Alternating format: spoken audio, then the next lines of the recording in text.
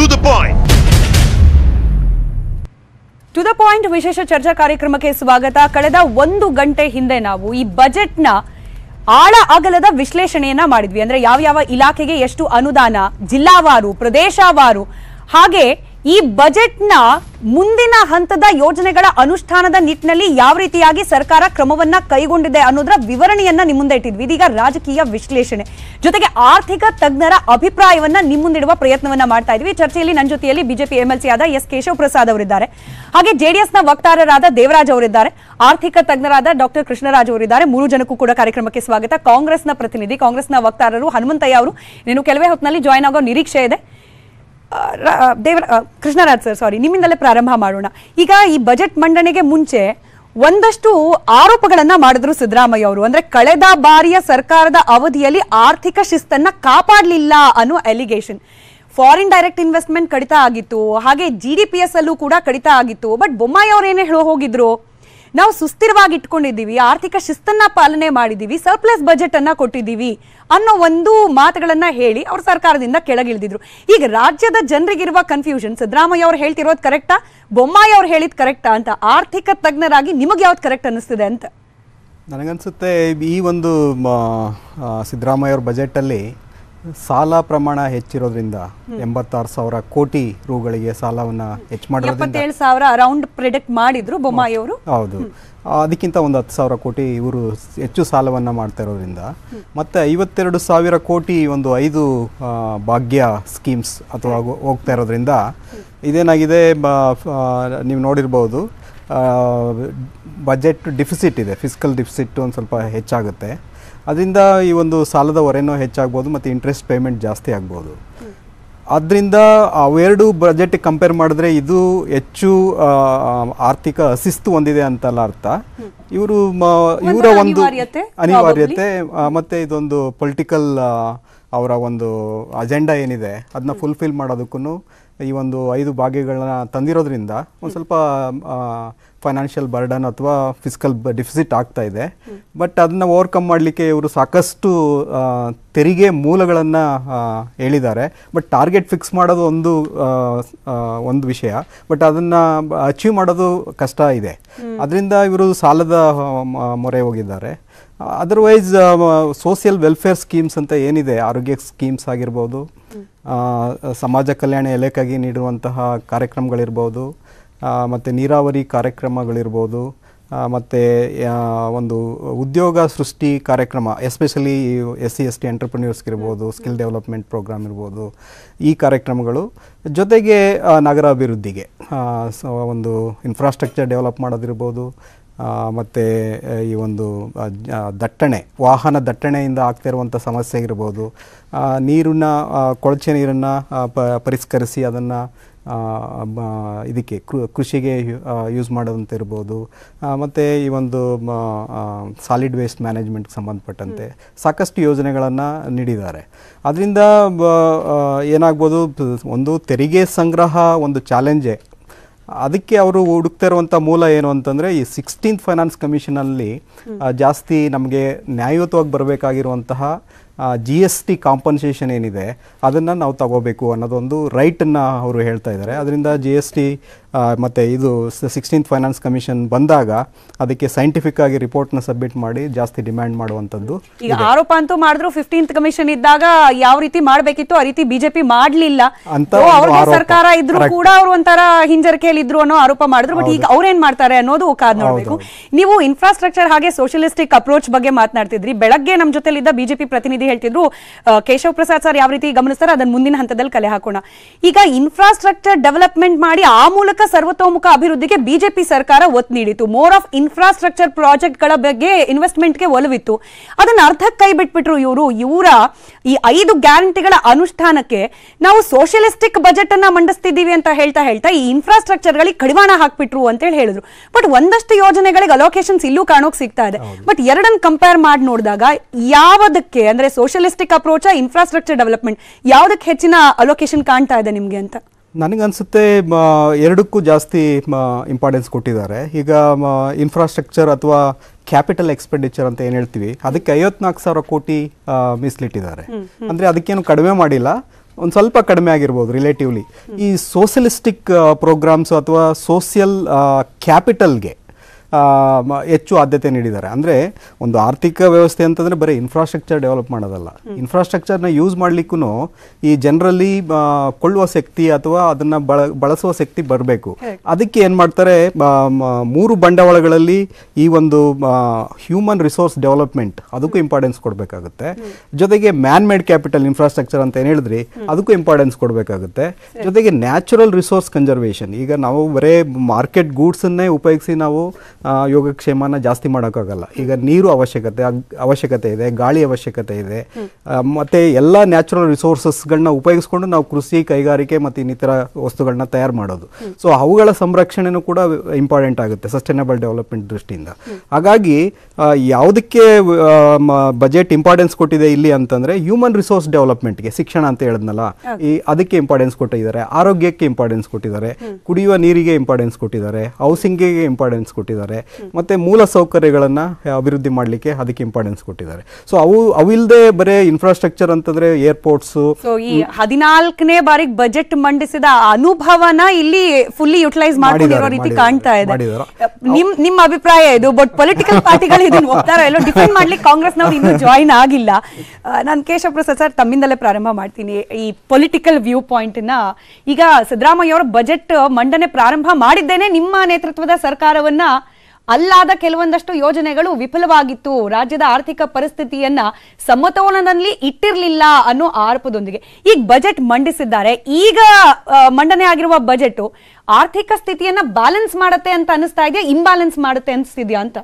ನೋಡಿ, ಮೊಟ್ಟ ಮೊದಲನೇದಾಗಿ ನಾವು ಕೊಟ್ಟಂತ ಸ್ಥಿತಿ ಹೇಗಿತ್ತು ಅಂತಂದ್ರೆ, ಅವರಿಗೆ ಒಂದು ಬೆಳ್ಳಿಯ ಹರಿವಾಣದ ಮೇಲೆ ಅವರಿಗೆ ಫೈನಾನ್ಷಿಯಲ್ ಕಂಡೀಷನ್ನ ನಾವು ಬಿಟ್ಕೊಟ್ಟಿದ್ವಿ.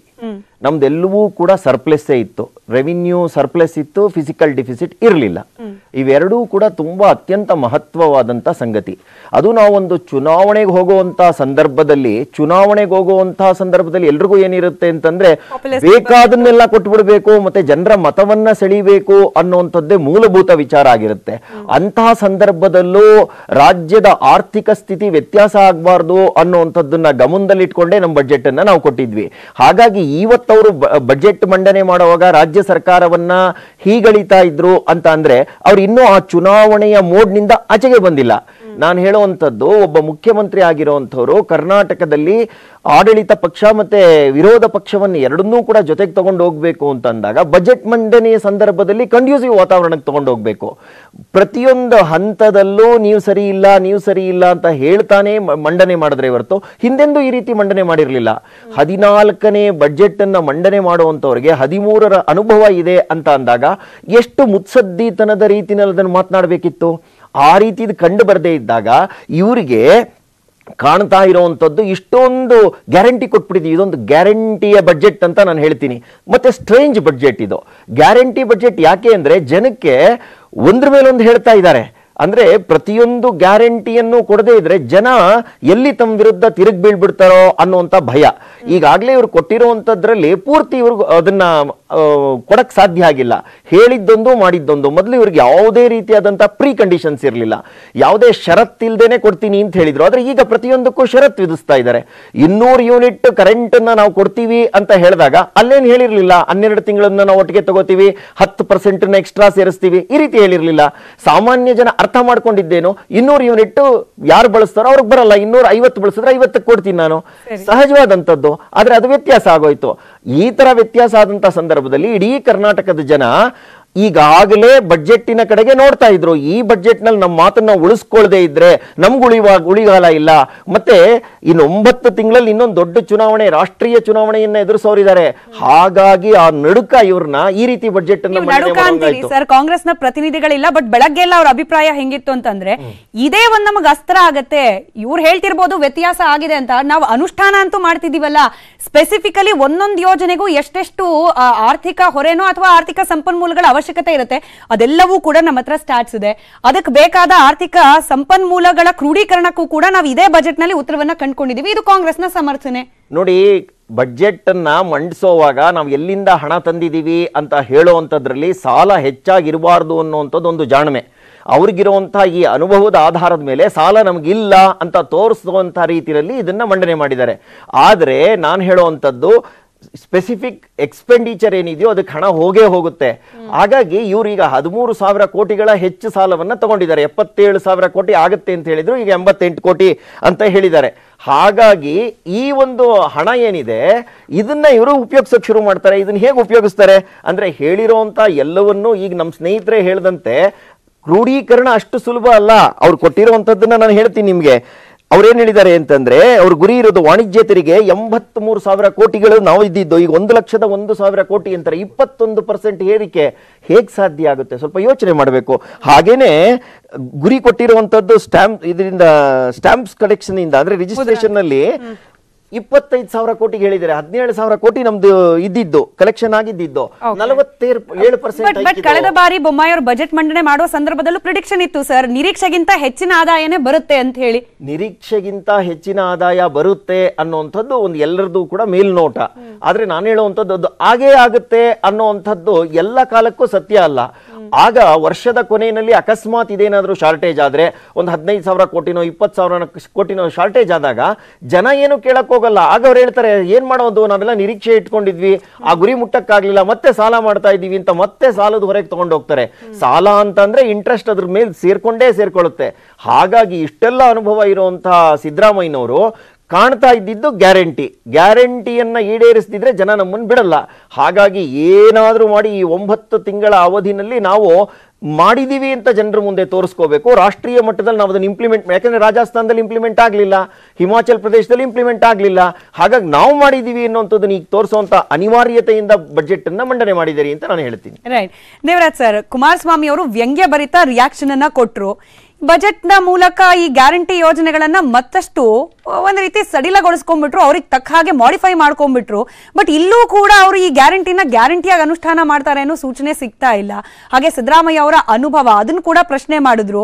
ಹಾಗೆ ಹಿಂದಿನ ಕೇಂದ್ರ ಸರ್ಕಾರ ಹಾಗೆ ರಾಜ್ಯ ಸರ್ಕಾರ ಬಿಜೆಪಿ ನೇತೃತ್ವದ ಸರ್ಕಾರಗಳ ಯೋಜನೆಯನ್ನ ಇವ್ರು ಮುಂದುವರ್ಸ್ಕೊಂಡು ಹೋಗ್ತಿದ್ದಾರೆ, ಬಿಟ್ರೆ ವಿಶೇಷತೆ ಏನೂ ಇಲ್ಲ ಅಂತ ಹೇಳಿ ಹೀಗೆ ಯಾಕಂದ್ರು ಅಂತ. ಅಲ್ಲ, ಖಂಡಿತಮ್ಮ. ಯಾಕಂದ್ರೆ ಬಿಜೆಪಿ ಸರ್ಕಾರದವರು ಕೊಟ್ಟಿರ್ತಕ್ಕಂತಹ ಬಜೆಟ್ ಏನಿದೆ, ಬಜೆಟ್ ಅಲ್ಲಿ ಹೆಚ್ಚಿನ ಮಾರ್ಪಾಟಿಲ್ಲ, ಕೇವಲ 3 ಅಂಶಗಳು ಮಾರ್ಪಾಟ್ ಮಾಡಿದ್ದಾರೆ. ಒಂದು ವಿಷಯವನ್ನು ನಾನು ಹೇಳ್ತೀನಿ. ಇತರೆ ಸಾಮಾಜಿಕ ಸೇವೆಗಳಲ್ಲಿ 4% ಬಿಜೆಪಿ ಕೊಟ್ಟಿತ್ತು, ಇವರು 17 ಹಾಕೊಂಡ್ರು. 17 ಯಾಕೆ ಹಾಕೊಂಡ್ರು ಅಂತಂದ್ರೆ ಇವ್ರು ಕೊಟ್ಟಿರ್ತಕ್ಕಂಥ ಗ್ಯಾರಂಟಿ ಕಾರಣ ಅಲ್ಲದೆ ಬೇರೆ. ಆಮೇಲೆ ಇನ್ನೊಂದಾಗಿದೆ, ಶಿಕ್ಷಣದಲ್ಲಿ ಇವರು ಹೆಚ್ಚಿಗೆ ಕೊಟ್ಟಿದ್ದಾರೆ ಅಂತ ನಮ್ಮ ವಿಶ್ಲೇಷಕರು ಹೇಳಿದ್ರು. ಇಲ್ಲಮ್ಮ, ಶಿಕ್ಷಣದಲ್ಲಿ ಮೊದಲು ಎಷ್ಟು ಕೊಟ್ಟಿದ್ರು, ಈಗಲೂ ಅಷ್ಟೇ ಕೊಟ್ಟರು. ಸೊ ಹಾಗಾಗಿ ಏನು ವ್ಯತ್ಯಾಸ ಇರ್ತಕ್ಕಂಥದ್ದು, ಶಿಕ್ಷಣದಲ್ಲಿ ಕೇವಲ ಒಂದು ರೂಪಾಯಿನಲ್ಲಿ 11 ಪೈಸೆ ಇವ್ರು ಕೊಟ್ಟಿದ್ದಾರೆ, 10 ಪೈಸೆ ಅವ್ರು ಕೊಟ್ಟಿದ್ರು. ಈಗ 17 ಪೈಸೆಯಿಂದ ಇತರ ಸೇವೆಗಳಿಗೆ ಈಗ ಕಾಂಗ್ರೆಸ್ ಅವ್ರು ಕೊಡ್ತಿದ್ದಾರೆ, ಮೊದಲು 4% ಕೊಟ್ಟಿದ್ರು.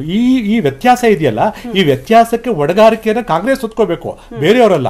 ಯಾಕೆಂದ್ರೆ ಇದು ಸ್ವಯಂಕೃತ ಜವಾಬ್ದಾರಿಯನ್ನು ಅವರೇ ಏರ್ಕೊಂಡಿರ್ತಕ್ಕಂಥದ್ದು, ನಾವ್ಯಾರು ಅಥವಾ ರಾಜ್ಯ ಹೇರಿರುವಂತದ್ದಲ್ಲ. ಹೀಗೆ ನೋಡಿ, ಒಂದು ಬಜೆಟ್ ನಾವು ವಿಶ್ಲೇಷಣೆ ಮಾಡಬೇಕು. ಶಿಕ್ಷಣ ಇಲಾಖೆ ಹೇಳಿದ್ರೆ ಬೊಮ್ಮಾಯಿ ಬಜೆಟ್ ಅಲ್ಲಿ 37,960 ಕೋಟಿ, ಸಿದ್ದರಾಮಯ್ಯ ಅವರ ಬಜೆಟ್ ನಲ್ಲಿ 37,587 ಕೋಟಿ. ಅದೇ ಒಂದು ರೂಪಾಯಿನಲ್ಲಿ 1 ಪೈಸೆ ವ್ಯತ್ಯಾಸ ಆಗಿರುವಂತದ್ದು ಕಡಿಮೆ ಇದೆ ಅಲ್ಲ. ಅದನ್ನ ಹೇಳ್ತಿರೋದು ನಿಮಗೆ. ಈಗ ನಾನು ಯಾಕೆ ಹೇಳಲಿಕ್ಕೆ ಕೊಟ್ಟಿದ್ದೀನಿ, ನಮ್ಮ ವಿಶ್ಲೇಷಕರು ಹೇಳಿದಾಗೆ ಖಂಡಿತವಾಗಿಯೂ ಇಲ್ಲಿ ನಾನು ಬಹುಶಃ ಇದಕ್ಕೆ ಸಹಮತ ಇದೆ ಅಂತ ನಾನು ಬಯಸ್ತಿದ್ದೀನಿ.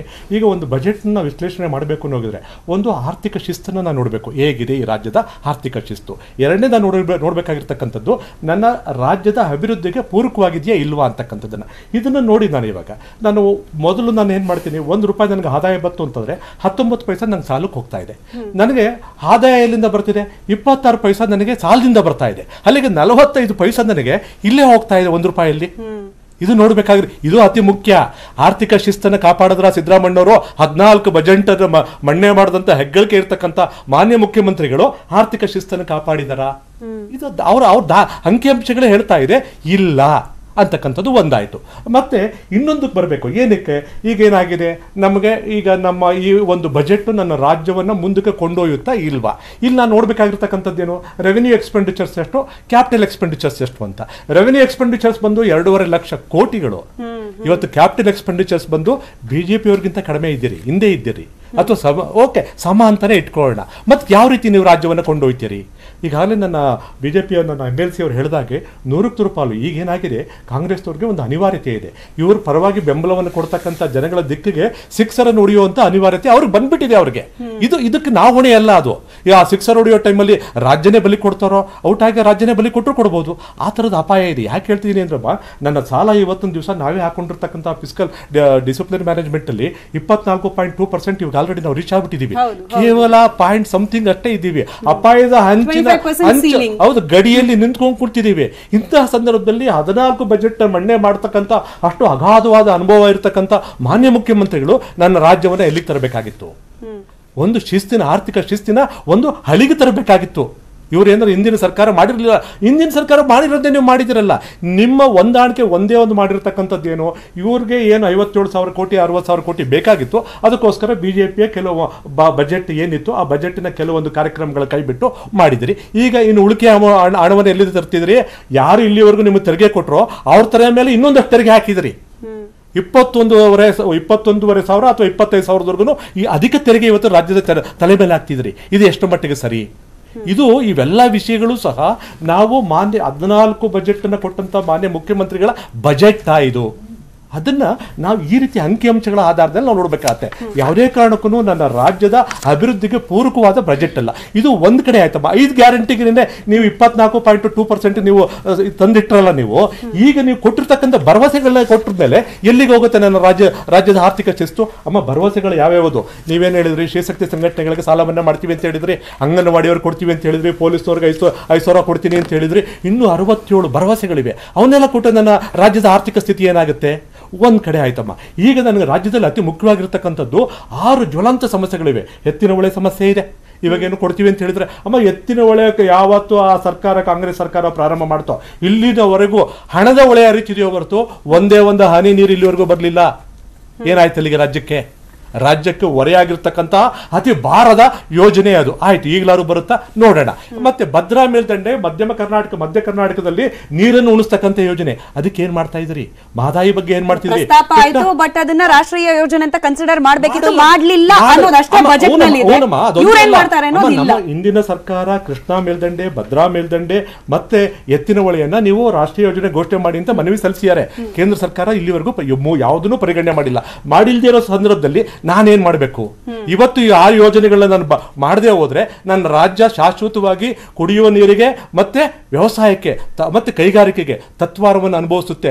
ಇನ್ನು ಅತಿ ಹೆಚ್ಚು ನೆಗ್ಲೆಕ್ಟೆಡ್ ಏರಿಯಾ ಏನಾಗಿದೆ ಈ ಬಜೆಟ್ ಅಲ್ಲಿ? ಮನೆ ಕೃಷ್ಣ ಪ್ರಸಾದ್ ಅವರು ಯಾಕೆ ಅದನ್ನ ಗಮನಿಸ್ಲಿಲ್ವಾ ಅಥವಾ ಬಹುಶಃ ಬೇಡ ಅಂತ ಬಿಟ್ಬಿಟ್ರೆ ಗೊತ್ತಿದ್ದಿಲ್ಲ ನನಗೆ. ಒಂದು MSME ಬಗ್ಗೆ ಅಪ್ಪಿತಪ್ಪಿ ಎಲ್ಲೂ ತಕರಾರಿದ್ದಿಲ್ಲ. ರಾಜ್ಯದಲ್ಲಿ ಇವತ್ತೊಂದು ದಿವಸ 45%, 42ರಿಂದ 46% ಆದಾಯ ಬರ್ತಿರ್ತಕ್ಕಂಥದ್ದು ಕೈಗಾರಿಕೆಯಲ್ಲಿ. ಅದರಲ್ಲಿ 18ರಿಂದ 20% ಸಣ್ಣ ಕೈಗಾರಿಕೆಗಳು ಕೊಡ್ತಿದೆಯಾ? ನಾನು ಯಾಕೆ ಸಣ್ಣ ಕೈಗಾರಿಕೆಗಳ ಬಗ್ಗೆ ಒತ್ತಿ ಮಾತಾಡ್ತೀನಿ ಅಂದ್ರೆ, ನನ್ನ ರಾಜ್ಯದ ಉದ್ದಿಮೆದಾರರು ಇರ್ತಕ್ಕಂಥದ್ದು ಇದೊಂದೇ ಕ್ಷೇತ್ರದಲ್ಲಿ. MNCಗಳಲ್ಲಿ ನನ್ನ ರಾಜ್ಯದ ಉದ್ದಿಮೆಗಳು ಬೆರಳೆಣಿಕೆ ಅಷ್ಟೇ. ಆದ್ರೆ 85% ಉದ್ದಿಮೆದಾರರು MSMEಗಳಲ್ಲಿ ಇದ್ದಾರೆ ನಮ್ಮ ರಾಜ್ಯದವರು. ಮತ್ತೆ ನನ್ನ ರಾಜ್ಯದ ಮಕ್ಕಳುಗಳಿಗೆ ಉದ್ಯೋಗ ಕೊಡ್ತಿರ್ತಕ್ಕಂಥವ್ರು MSMEಗಳು ಹೊರತು MNCಗಳಲ್ಲ. ಇಂತಹ ಒಂದು ಕ್ಷೇತ್ರವನ್ನ ಟೋಟಲಿ ನೆಗ್ಲೆಕ್ಟ್ ಮಾಡಿದ್ರು ಅಲ್ದೇನೆ 9% ಎಲೆಕ್ಟ್ರಿಕ್ ಟ್ಯಾಕ್ಸ್ ಹಾಕಿ ಅವ್ರ ಮೇಲೆ ಬರೆ ಎಳೆದಿದ್ದೀರಿ ನೀವು. ಈ ಅಕ್ಷಮ್ಯ ಅಪರಾಧವನ್ನ ನನ್ನ ರಾಜ್ಯದ ಕೈಗಾರಿಕೆಗಳು, ಸಣ್ಣ MSMEಗಳು ಭರಿಸಲಿಕ್ಕಾಗಿರೋ ಸ್ಥಿತಿ ನೀವು ತಂದಿದ್ದೀರಿ. ನೀವು ಇದನ್ನ ನೀವು ಅಡ್ರೆಸ್ ಮಾಡಬೇಕಾಗಿತ್ತು. ಮಾಡಿದ್ದೀರಾ? ಮಾಡಲಿಲ್ಲ. ಆಯ್ತು, ಅದನ್ನು ಬಿಡೋಣ. ಈಗ ನೀವೇನೋ ಯುವ ನಿಧಿ ಕೊಡ್ಲಿಕ್ಕೆ ಹೊಟ್ಟಿದ್ರಪ್ಪ. ನಿಮ್ಮ ಒಂದು 13ರಿಂದ 18ರ ಅವಧಿಯಲ್ಲಿ 2,77,000 ಉದ್ಯೋಗ ಖಾಲಿ ಇತ್ತು. ಅವನ್ ತುಂಬ್ತೀನಿ ಅಂತ ಹೇಳೋದು ಬಿಟ್ಬಿಟ್ಟು 3,000 ರೂಪಾಯಿ ನೀವು ಕೊಡ್ತೀವಿ ಅಂತ ಹೋದ್ರಲ್ಲ, ಎಷ್ಟರ ಮಟ್ಟಿಗೆ ನೀವು ನ್ಯಾಯ ಕೊಡ್ತಿರೋ? ಮುಖ್ಯ ನನಗೆ ಅದು. ಅಮ್ಮ, ನನ್ನ ರಾಜ್ಯದ ಮಕ್ಕಳ ಭವಿಷ್ಯದ ಮುಖ್ಯ. 3,000 ರೂಪಾಯಿ ತಗೊಂಡು ನಾವೆಲ್ಲ ಬೀದಿಲೀರಿ ಅಂತ ಹೇಳಲಿಕ್ಕೆ ಆಗೋದಿಲ್ಲ. ನಾವು ಆ ಮಕ್ಕಳುಗಳಿಗೆ ಬದುಕನ್ನು ಕಟ್ಕೊಳ್ಳಿಕ್ಕೆ ಅವಕಾಶದ ಭೂಮಿಕೆಯನ್ನು ಸಿದ್ಧ ಮಾಡ್ಕೊಡ್ಬೇಕು. ನಾವು ದಯವಿಟ್ಟು ಅದ್ರ ಬಗ್ಗೆ ಯೋಚನೆ ಮಾಡ್ಬೇಕು. ಮಾನ್ಯ ಮುಖ್ಯಮಂತ್ರಿ, ನಾನು ಬೇರೆಯವರಿಂದ ನಿರೀಕ್ಷೆ ಮಾಡ್ತಿಲ್ಲ. ಅಲ್ಲಿ ಕುಳಿತಿರ್ತಕ್ಕಂಥವ್ರು ಎಲ್ಲರೂ ಸಹ ಒಂದು ನೋಡಿ, ನನ್ನ ರಾಜ್ಯಕ್ಕೆ ಇವತ್ತು ನನ್ನ ದೇಶಕ್ಕೆ 75 ವರ್ಷ ಆಯ್ತು ಸ್ವತಂತ್ರ ಬಂದು. ಈಗ ಈ 5 ವರ್ಷ ಸೇರಿಸ್ಕೊಂಡ್ರೆ 60 ವರ್ಷ ಇವರೇ ಆಳ್ತಾರೆ. ನಾನು ರಾಜ್ಯನ ಇನ್ನೂ ಈ ಸ್ಥಿತಿಲೇ ಇಡಬೇಕಾ? ಈ ಸ್ಕಿಲ್ ಡೆವಲಪ್ಮೆಂಟ್ ವಿಚಾರ ಬಂದಾಗ ಖಾಸಿ ಅವರು ಒಂದು ಚಿಕ್ಕ ಬೇಡಿಕೆ ಇಟ್ಟಿದ್ರು. ಏನಂತಂದ್ರೆ ಡಾಬಸ್ಪೇಟೆ ಹತ್ರ ಒಂದು ಈ ಸ್ಕಿಲ್ ಡೆವಲಪ್ಮೆಂಟ್ ಗೆ ಅಂತ ಹೇಳಿ ಒಂದು ಪ್ರಾಜೆಕ್ಟ್, ಅದನ್ನ ಸಿದ್ದರಾಮಯ್ಯ ಅವ್ರ ನೇತೃತ್ವದ ಹಿಂದಿನ ಸರ್ಕಾರ ಇರಬೇಕಾದ್ರೆ ಒಂದಷ್ಟು ಭೂಮಿ ಕೊಟ್ಟು ಒಂದಷ್ಟು ಅನುದಾನ ಕೊಟ್ಟಿದ್ರು. 5 years ನಾಟ್ ಅಡ್ರೆಸ್. ಈ ಬಾರಿ ಮತ್ತೆ ಸಿದ್ದರಾಮಯ್ಯ ಅವರು ಬಂದಿದ್ದಾರೆ, ಅದ್ರ ಬಗ್ಗೆ ಗಮನ ಕೊಟ್ರೆ ಸ್ಕಿಲ್ ಡೆವಲಪ್ಮೆಂಟ್ ನಮಗೂ ಸಹಾಯ ಆಗುತ್ತೆ, ಸ್ಕಿಲ್ಫುಲ್ ಲೇಬರ್ಸ್ ಬಂದ್ರೆ ನಮಗೂ ಅನುಕೂಲ ಆಗುತ್ತೆ ಅನ್ನೋ ನಿರೀಕ್ಷೆ, ಅದ್ರ ಬಗ್ಗೆ ಅಡ್ರೆಸ್ ಮಾಡಲಿಲ್ಲ. Sorry for the interruption. ಇಲ್ಲಿ MSMEಗಳಿಗೆ 2 ರೀತಿ ಬರೆ ಹೇಳಿದ್ರು. ಒಂದು, ಎಲೆಕ್ಟ್ರಿಸಿಟಿ ಚಾರ್ಜಸ್ ಜಾಸ್ತಿ ಮಾಡಿದ್ರು, plus in addition to that 9% tax ಹಾಕಿದ್ರು. ಏನಾಗಬೇಕು ಸ್ಥಿತಿ, ಅದು ಏನು ಇಂಪ್ಯಾಕ್ಟ್ ಆಗುತ್ತೆ ಅಂತ ಯೋಚನೆ ಮಾಡಿದಾರ? ನನ್ನ ರಾಜ್ಯದಲ್ಲಿ ಮುಂದೆ ಕೈಗಾರಿಕೆಗಳು ಬಂಡವಾಳ ಹೂಡುವಂಥವ್ರು ಬರ್ತಾರೆ ಅಂತ ನೀವು ಭರವಸೆ ಇಟ್ಕೊಂಡು ನೀವೇನೋ ಇವತ್ತು BJP-ಅವ್ರನ್ನ ಬೈದ್ಬಿಟ್ರಪ್ಪ, ಆಯ್ತು ಉಪಯೋಗಿಸ್ಕೊಂಡ್ರಿ, ಇದನ್ನ ಒಪ್ಕೊಳ್ಳೋಣ, ಒಂದು ರಾಜಕೀಯ ಪಕ್ಷವಾಗಿ ಬಳಸ್ಕೊಂಡಿದ್ರಿ ಅಂತ ಒಪ್ಕೊಳ್ಳೋಣ. ಆದರೆ ಪರಿಣಾಮ ಏನು? ಸತ್ಯ ಹೇಳ್ತಾ ಇದ್ದಾರೆ ನೀವು. ಈ ಎಲ್ಲ ಅಂಶಗಳನ್ನು ಮುಚ್ಚಿಟ್ಟು ನೀವು ಬೇರೊಂದನ್ನೇ ಹೇಳಲಿಕ್ಕೋಸ್ಕರ, ಅಂದ್ರೆ ಇವತ್ತೊಂದು ದಿವಸ ನೀವು ಸಿಕ್ಸರ್ ಆ ಗುಂಪು ಹೊಡೆದಾಗ ಸಹಜ ಚಪ್ಪಾಳೆ ತಟ್ಟೋದು, ಚಪ್ಪಾಳೆ ಪ್ರಶ್ನೆ ಅಲ್ಲಮ್ಮ ಇದು. ರಾಜ್ಯದಲ್ಲಿ ಉಸಿರಾಡ್ತೀವ ನಾವು ಅಂತಕ್ಕಂಥ ವಾತಾವರಣವನ್ನ ನಾವು ಮುಂದಿನ ಪೀಳಿಗೆಗೆ ಬಿಟ್ಟು ಹೋಗ್ತಿದೀವ. ಆದಾಯದ ಮೂಲವನ್ನ ವಿವರಿಸಬೇಕಾದ್ರೆ ಒಂದಷ್ಟು ಸ್ಟಾಟ್ಸ್. ಈಗ ₹1 ರೆಫರೆನ್ಸ್ ತಗೊಂಡ್ರೆ 54 ಪೈಸೆ ರಾಜ್ಯ ತೆರಿಗೆ, 26 ಪೈಸೆ ಸಾಲ. ಸರ್ ಹೇಳ್ತಾ ಇದ್ದ ಹಾಗೆ ಕೇಂದ್ರ ತೆರಿಗೆ 12 ಪೈಸಾ, ಕೇಂದ್ರ ಸಹಾಯಧನ 4 ಪೈಸಾ, ತೆರಿಗೆಯೇತರ ರಾಜಸ್ವ 4 paisa. How do you see this ಅಂತ ಹೇಳಿ? ಆ್ಯಕ್ಚುಲಿ ಇದು ಸಿದ್ದರಾಮಯ್ಯ ಅವರು ಹೇಳಿರೋ ಹಾಗೆ ಈಗ ಒಟ್ಟಾರೆ ನಾವು ಫೆಡರಲ್ ಸಿಸ್ಟಮಲ್ಲಿರೋದ್ರಿಂದ ತೆರಿಗೆ ಸಂಗ್ರಹ ಕರ್ನಾಟಕದಲ್ಲಿ ತುಂಬ ಜಾಸ್ತಿ ಇದೆ. ಅದು 15th ಫೈನಾನ್ಸ್ ರಿಪೋರ್ಟ್ ಪ್ರಕಾರ ನಮಗೆ ಬರ್ತಾ ಇರೋದು 3.72 rupees ಔಟ್ ಆಫ್ 100 rupees.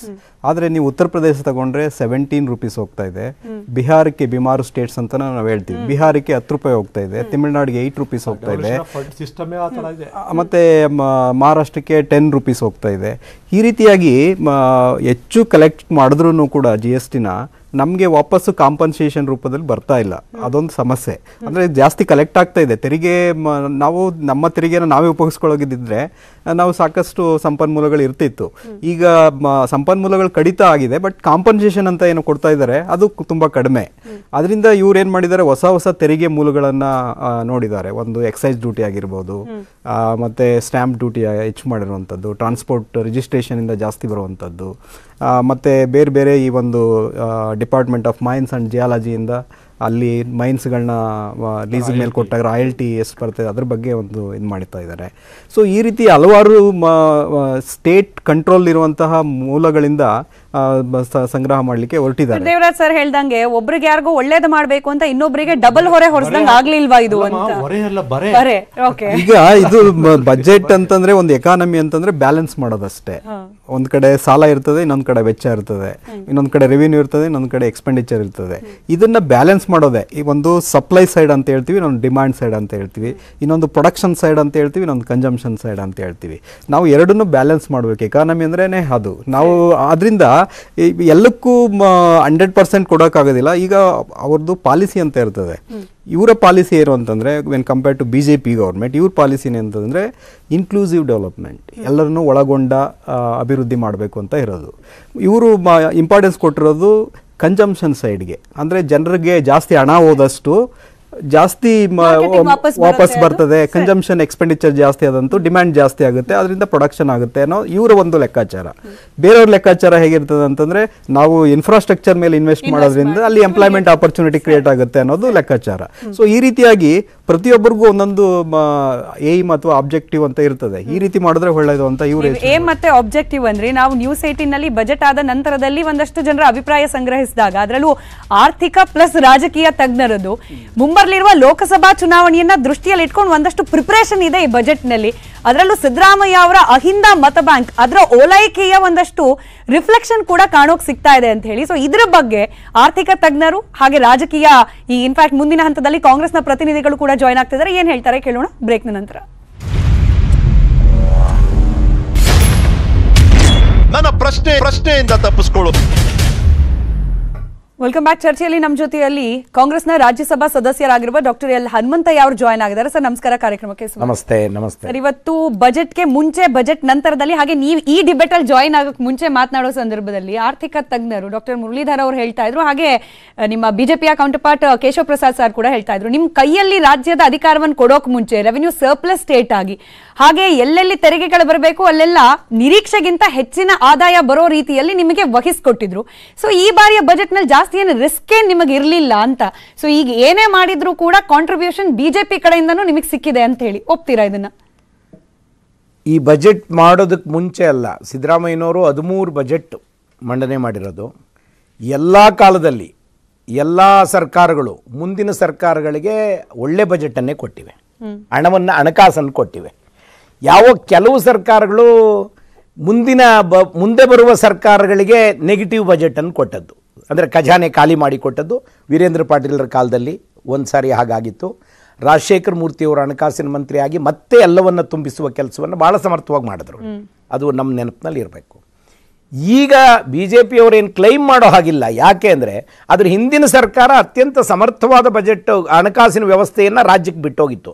ಆಮೇಲೆ ಕರ್ನಾಟಕನೇ ನಾವೆಲ್ಲರೂ ಸಂತೋಷ ಪಡಬೇಕಾದ ಸಂಗತಿ ಏನು ಅಂದರೆ, ಕರ್ನಾಟಕ ರಾಜ್ಯ ಇಡೀ ಭಾರತದಲ್ಲಿ ಅತ್ಯಂತ ಸಾಮರ್ಥ್ಯ ಇರತಕ್ಕಂಥ ರಾಜ್ಯ ಹಣಕಾಸಿನ ವ್ಯವಸ್ಥೆಯಲ್ಲಿ.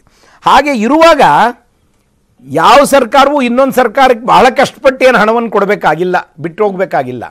ಅವರು ಬಿಟ್ಟೋಗುವಾಗ ದುಃಖ ಪಡಬೇಕಷ್ಟೇ. ಹೇಗೆ ಖರ್ಚು ಮಾಡಿದ್ದೀವಿ, ಏನೇನು ಅಧ್ವಾನ ಮಾಡಿದ್ದೀವಿ, ಏನೇನು ಒಳ್ಳೇದು ಮಾಡಿದ್ದೀವಿ ಅಷ್ಟೇ ಆಗಬೇಕಾಗಿರೋದು.